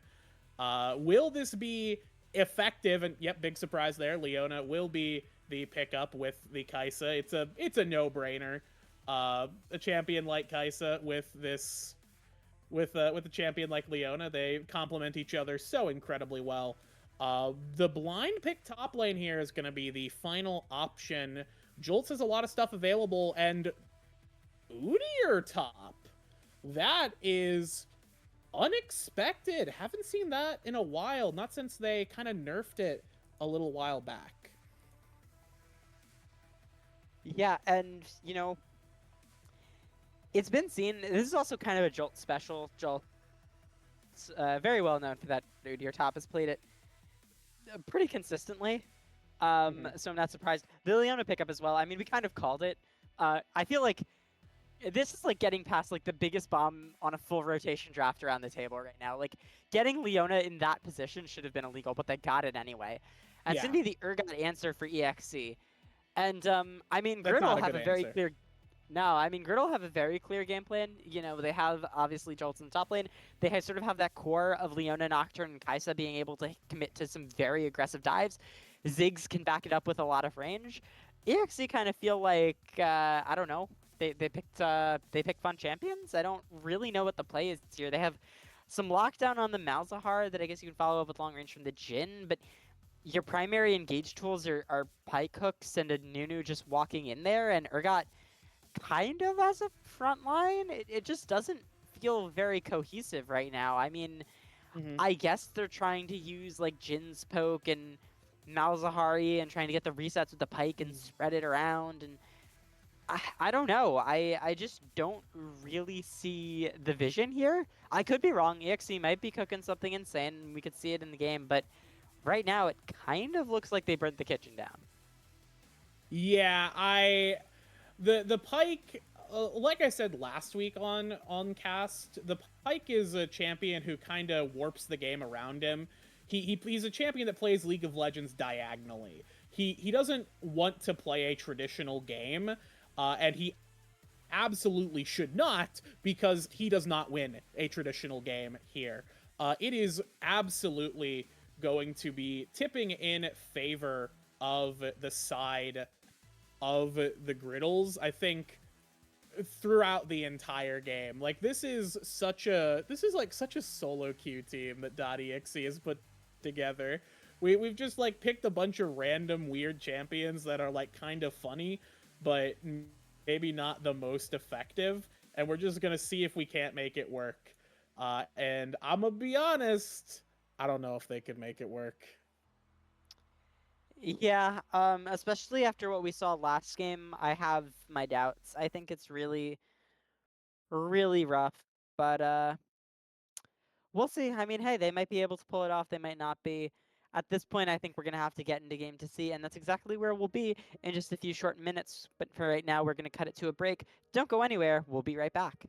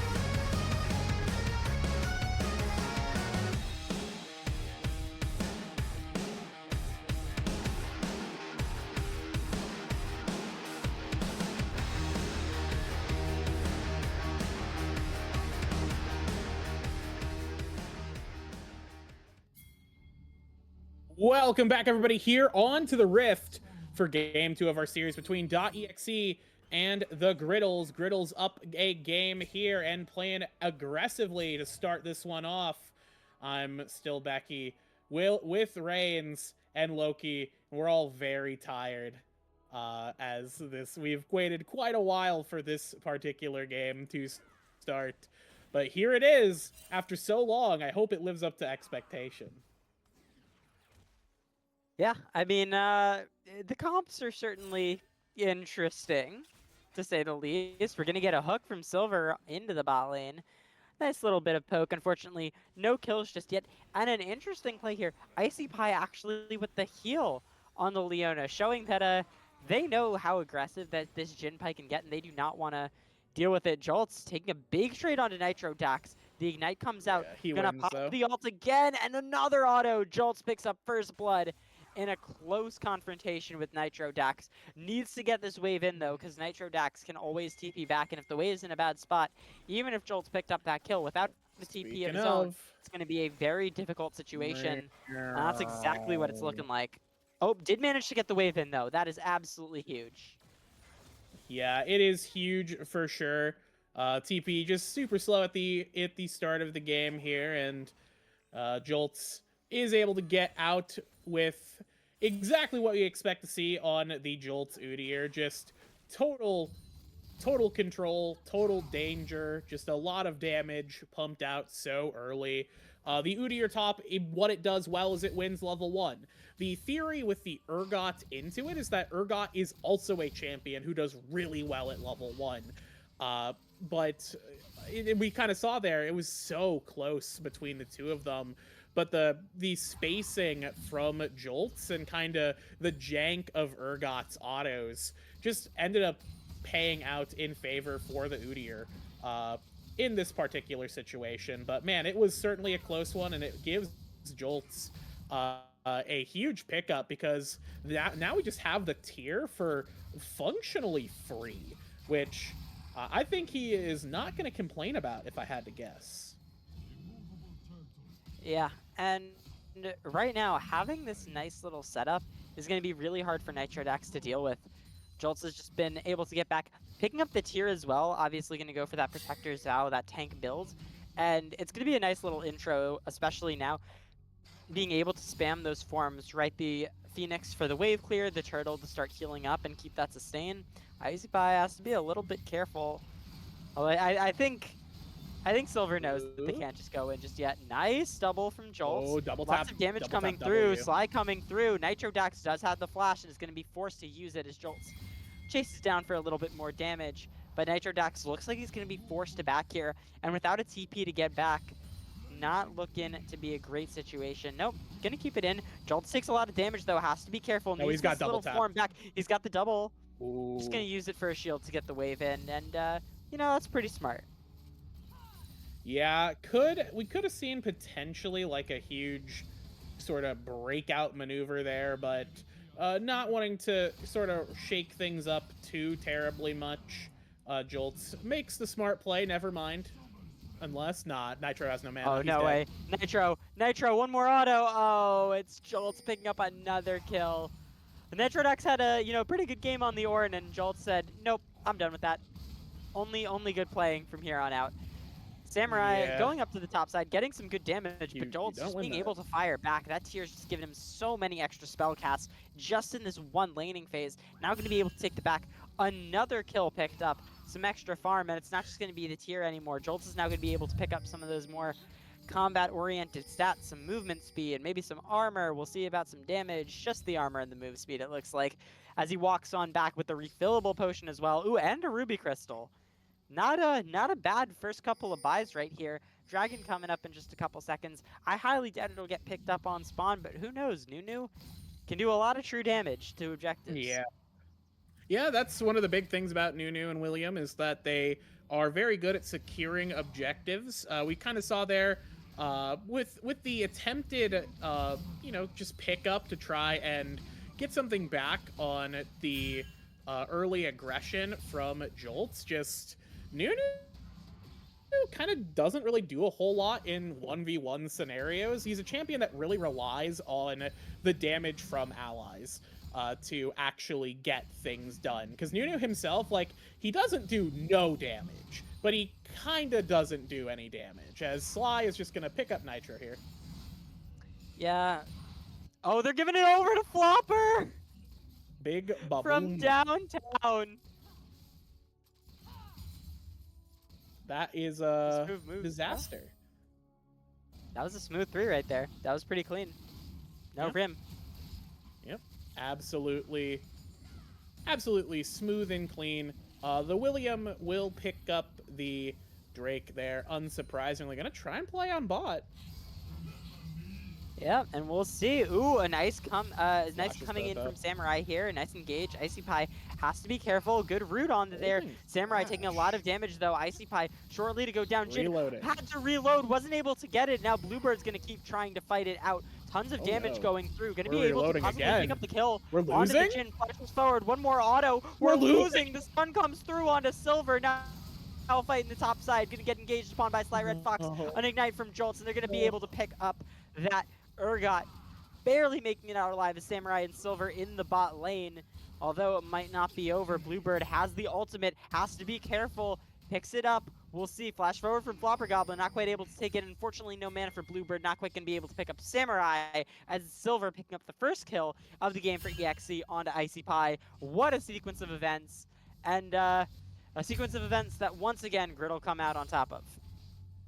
Yeah, we are currently viewing a Watch People Die stream. The person dying this game is Nitro Dax. I joked in Otter Talk that the top lane matchup would be on the side of .exe. You just have like a crater and a smudge of where Nitro Dax used to be. I was impressed last game that we didn't see that quite happen, but Jolts is absolutely not playing around with on the Udyr this game, a signature champion, and as an Udyr aficionado myself, I've been very it's clear that Jolts knows how to make the most out of this champion, and I don't know if Nitro knows exactly what the Udyr has as being capable of, really. Because I think the big thing here is we've seen a lot of usage of the double tap W, which is fantastic for sustained fights, especially into this Urgot. We have an engage. Yep, big damage coming down right now, and it's Flopper Goblin getting annihilated there. Silver picking up another kill and dancing on the body a little bit. And right now, it looks like they're just going to have to put all their eggs into this Pike basket if they want to win the game, because that's really the only path I can see to victory right now, is getting a ton of those resets, getting a lot of poke down, and being able to use that to win the team fights, because it seems like Nitro Dax isn't going to be able to get it done. Jolts is just so far ahead now at this point, stacking the armor, stacking that health.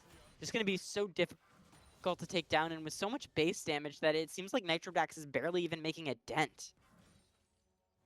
Yeah, there are no dents being made in this game into the Udyr. I mean, Udyr is such a difficult champion to really just deal with in top lane once he gets a lead, because he's a champion that can bully you through your lane. And that is something that is so difficult to contest that you kind of just have to, you know, do what you can, but you can only do so much some games, and it just feels like such a struggle. But yeah, we're gonna get another one here, another big pickup for Flopper Goblin. Nunu trying to make something though. Yeah, Icy getting pulled back in, taking a lot of damage. Silver gonna have to try and get the reset here. Icy Pie popping low with the Ignite, has to back up, has to be careful here as Silver going in for it, gonna land the ultimate and picking up another kill. Jolt's possibly diving here. Bluebird trying to fight it out. The 1v3 gonna have to find his way into it, but a stun into an ultimate. A nice flash there. They're gonna be able to take out Samurai on the return though. 4 kills for Silver, but Bluebird is holding their own just fine. Never mind, that's another kill. Oh boy, that was, I mean, if they got out, you know, good turn from Bluebird, but dying to 2, I feel like that almost wasn't worth it at that point. Yeah, it's certainly not worth it. Like, you take what you can get, and I think this game, you know, it really is going to be, can we get them low enough for Pyke to execute? But I just don't know where the damage is going to come from. It's all going to be on, can Jhin make it happen? And I'm not optimistic. Speaking of not optimistic, Lord JK is going to just try and fail. Just gonna get caught out there and get killed down. So sad when they fall like this. But yeah, again, we're seeing this game, you know, Bluebird doing quite well on the Kai'Sa. Blopper looking very strong this game as well. Sly finding a lot of great ultis, a lot of great opportunities. The thing about Nocturne I always say is every ultimate needs to get something done, otherwise it is a waste of your time. So yeah, it's a big one for sure.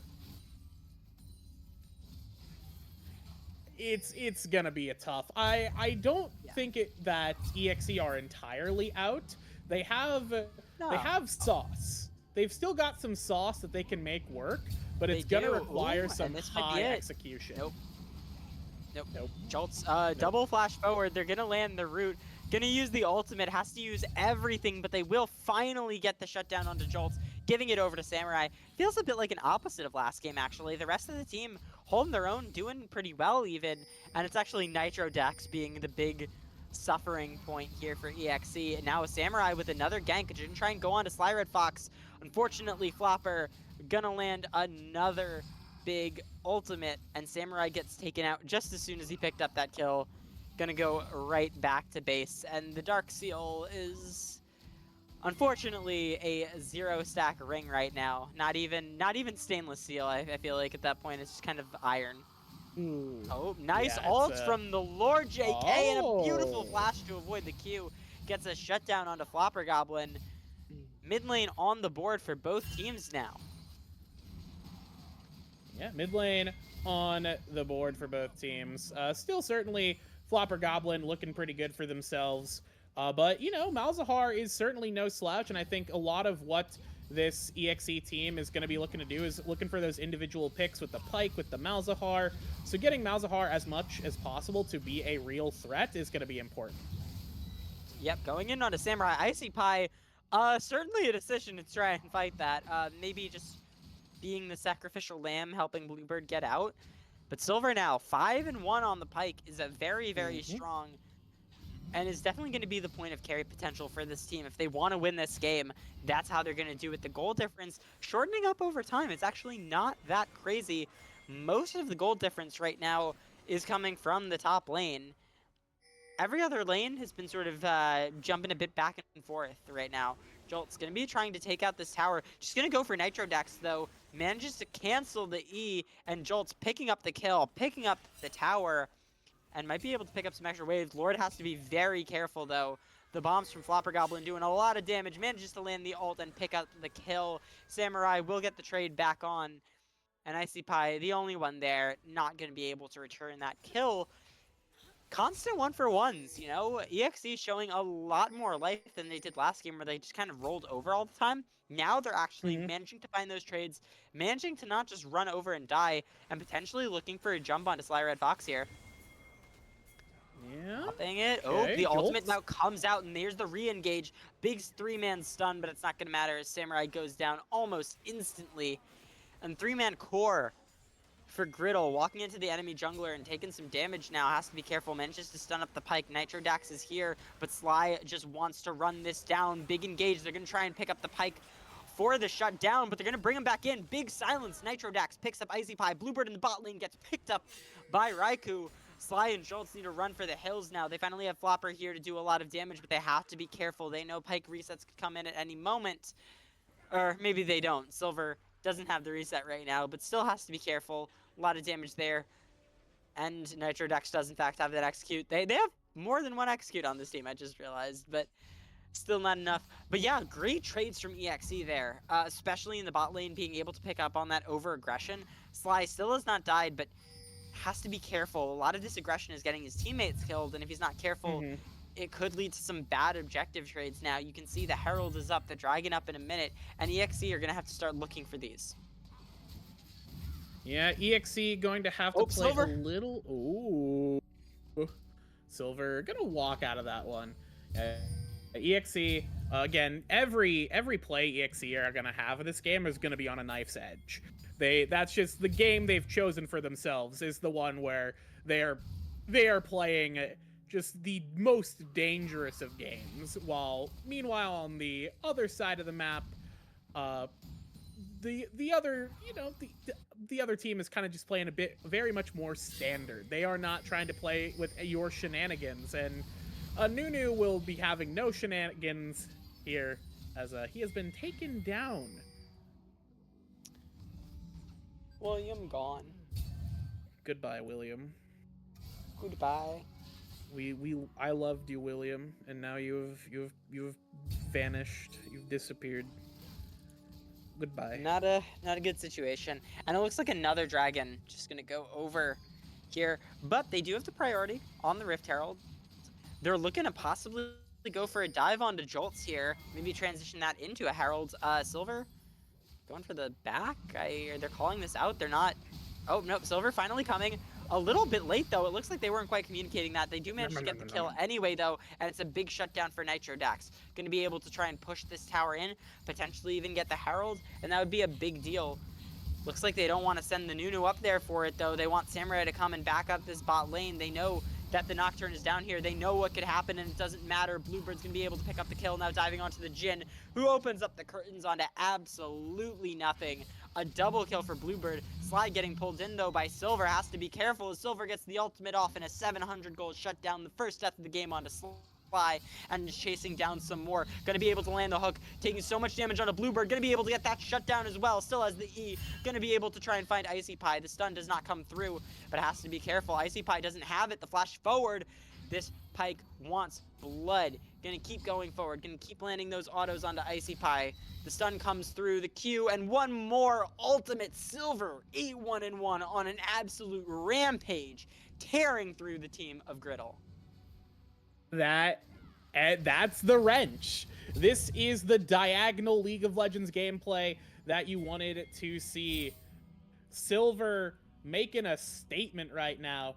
The Otter Talk, the people's champion, Silver, gonna try and win this one for the right of humankind.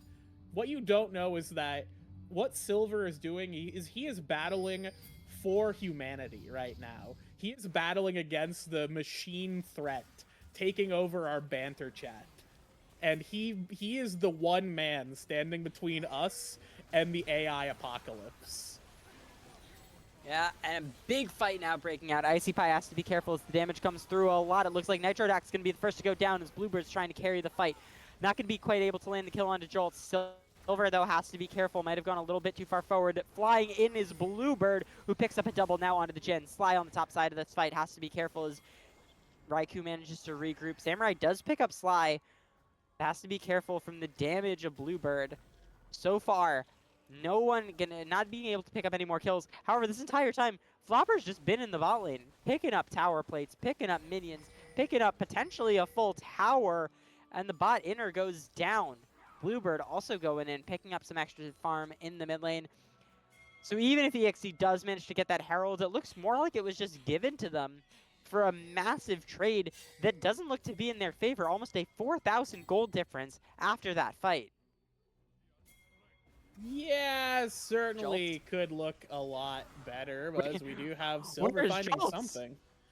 Jolts is over the wall. He's out. Oh, he's out. actually he's actually fine the whole time. If it looked like he was dying, that was actually that was also AI. I mean, was it Jolts looked like he was stuck potentially in dying. Narnia, and I don't know, he just Yeah. got out. God he bless made it- Northeast Regional, I guess. he made his way out. He discovered the way to how he figured out how to exit Narnia, and I think that's incredible, really.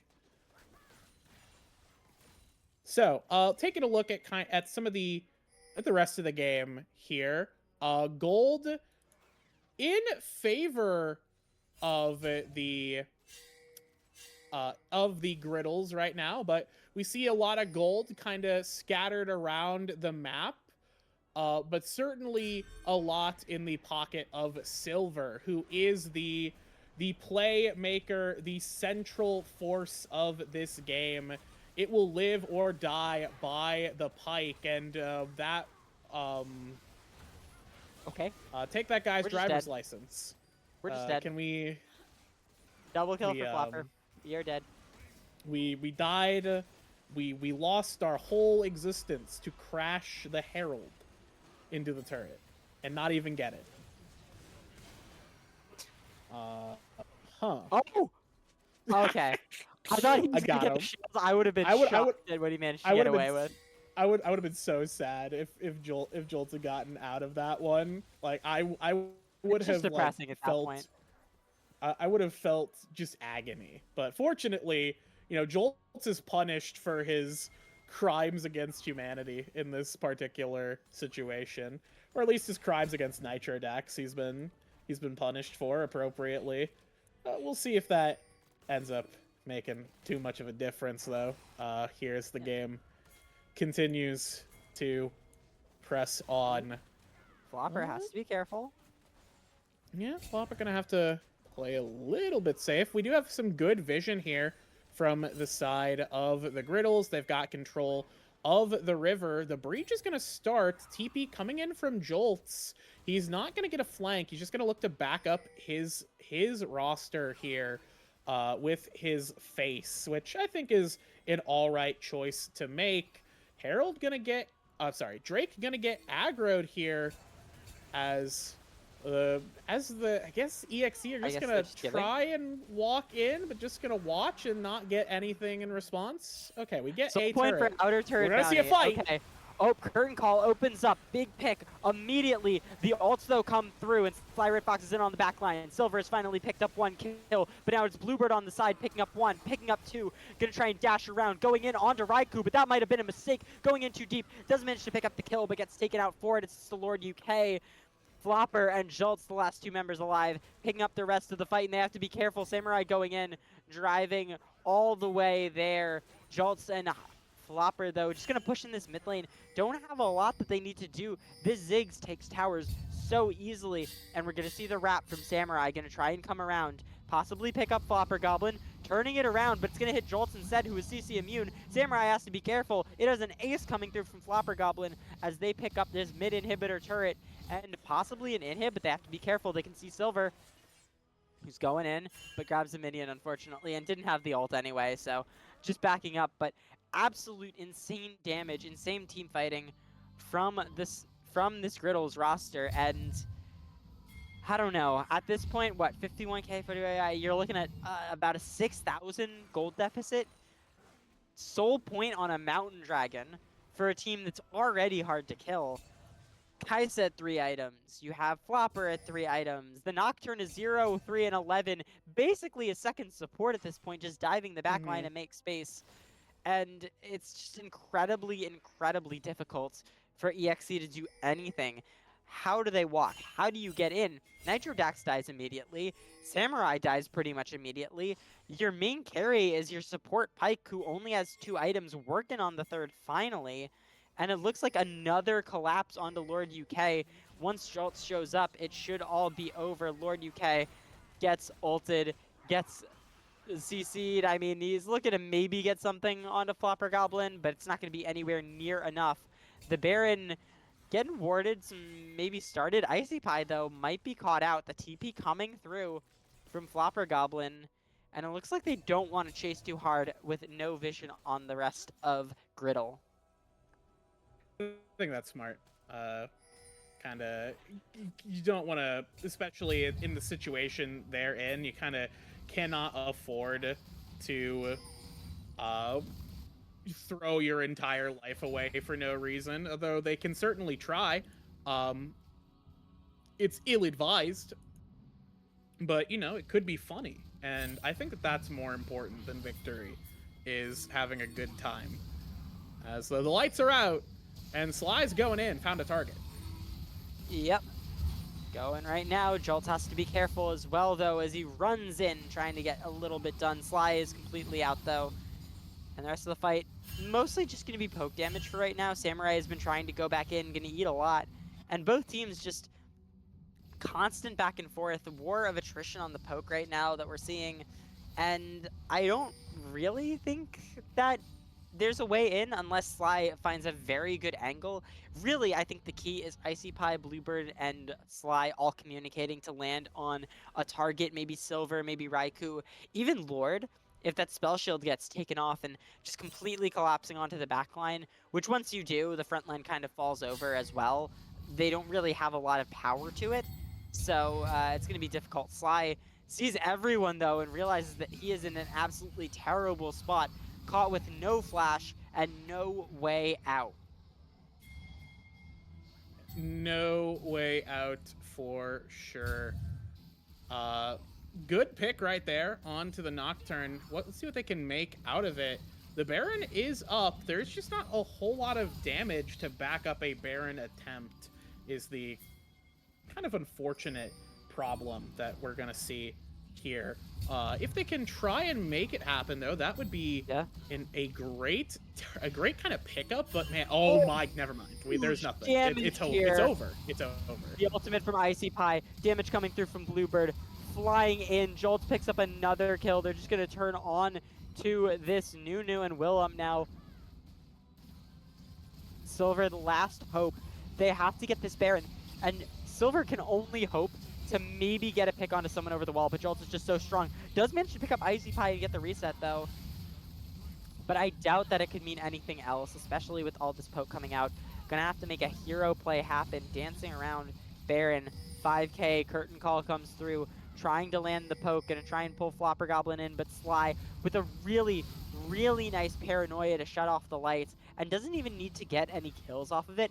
Just the vision denial was enough for it to be worth it. Yeah, sometimes with paranoia, I love paranoia as an ability. It opens up so much gameplay opportunity as the Nocturne. Like, obviously the most clear way to use it is just to kind of click the button and go in. But I think that the cool thing about it is you don't necessarily have to do that. You can just choose to turn off the lights and give yourself a window in. You can turn off the lights and kind of make a fight more awkward. you can use it to sort of isolate a player without even diving in on them. You can use it to secure objectives. Playing around the paranoia smartly is what separates a perfectly fine Nocturne from a great Nocturne performance. And, you know, it's a little funny to call him a support, but yeah, you know, sometimes the Nocturne is just a support. It's not like he's going to scale into a late game super threat. There's so many good squishy targets on the side of EXE that kind of doesn't matter. He can still go on to whoever he wants to. So, definitely big fan of some of the Nocturne choices this game. But yeah, it's looking like this map is in total control by Griddles. Again, it really is just, unfortunately, every single play, every single part of this game just comes down to whether or not we can get something done with Pyke. And Silver was on a hot streak, but that streak has absolutely started to run out. Yeah, and they might be able to get the kill onto Icy Pipe. It's a nice shutdown, but it's definitely too little too late. Pushing in with the Baron, with the Soul, Bluebird flying in, and Raikou is just immediately annihilated. At least most of the health bar is finally going through, flashing forward. Gonna get taken on the shutdown, but Silver is the last one left alive. Jolt's pulled into the fountain, and it doesn't even matter. Gonna pick up the kill. A complete ace for Griddle, and it's just a matter of time before EXE and their base get taken. Flopper and Sly are the only ones that need to be here right now. Nitrodax and Samurai are coming up. Although maybe they needed more. They have to be careful. Flopper going in. Sly gonna try and focus this base. So much damage comes down. Oh my gosh. Sly does get taken out by Nitrodax. And EXE, by some miracle, are able to hold out just a little bit longer. Yeah, they've managed to buy themselves a little more time, but how much time really is it going to be enough? They will save their base, but with 2 inhibs down, they at least don't have to worry about a big baroned up enemy team, but they do have to worry about just how are they going to even think about leaving their base. They are stuck here for the next long while. They don't really have a great opportunity to leave, so we'll see what they can try and make happen. But, you know, at the very least, they did get something, and that's we can't deny that we managed to secure something. But I don't know, kills are kills, and I don't think this EXE roster is built to claw back these kinds of games, because they'd have to make the magic happen, to find the miracle pick, and there are just no reason to give them that opportunity. Just run as 5 down mid. They cannot stop you. They do not have the damage. They have nothing in the tank. You can just run as 5 and end the game here. They're gonna try. Yep. Big push coming through. Lord UK trying to clear out these waves, and there go the lights. Samurai coming in from the side, trying to get something, but Silver's on the front line, and absolutely one-shot by the giant bomb. And with Silver's death, EXE's hope dies as well in this game. Raikou manages to pick up Jolts, but they're gunning for the Nexus. And it's Griddle in 2 games, sub 1 hour in total game time, managing to pick up the 2-0 victory. Yeah, the writing was on the wall kind of after game 1, really. That draft was just so high risk and not even high reward from the side of EXE. I understand why they went for it, though. You know, you gotta just try and throw something at the wall, see what sticks. Well, that doesn't. So, you know, it is what it is at the end of the day. And man, that Ziggs damage, oh boy, that is whew. What else do you say about that? But whew. Yeah, who is right? So it's something. It's something. It's certainly something. The Pyke had almost as much damage as the Jhin, which, yeah, I think that's a pretty good story of how the game went. Honestly, I know damage isn't, you know, the end all be all, but it was still a really rough situation for EXE to be in constantly. I mean, the Pike was really their only win condition, and a Pike isn't exactly a win condition you want to rely on. Nah, he's just too unreliable. You can't bet on Pike to win you the game. You gotta have the Pike has to get somebody else to the point to win the game, and we just didn't see that. Which is unfortunate, but you know, I think at the end of the day, as what matters here is that everybody had fun. No, what matters here is the Griddlers just played better. They were just played the better game of League of Legends. You can't fault them for that. But man, any thoughts, any kind of closing thoughts from you? I'm definitely not clicking at TFT, I promise. um, only real comments I can make. Griddle kind of annihilated the game. I think people expected it coming into this, but you know, I mean, it's always sad to see when, you know, you want the underdog to at least show out a little, and they did. EXE had a couple great moments in that last game, but it just wasn't anywhere near enough to be what they needed to overcome Griddle, who right now are at the top of the standings. They're looking really, really strong, and going into the rest of the season, I'd be pretty shocked if Griddle didn't remain a favorite for at least a couple more weeks.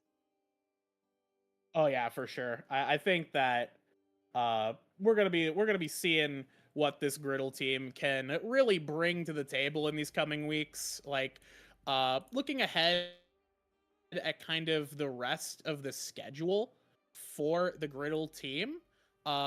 Week 1 they took out Goated. Week 2 they took down the Forest Giants. Forest Giants not the most threatening of teams. You know, took out EXE this week. Going into next week, though, they are going to be fighting Milk Tea. Whether or not that's a tough game remains to be seen.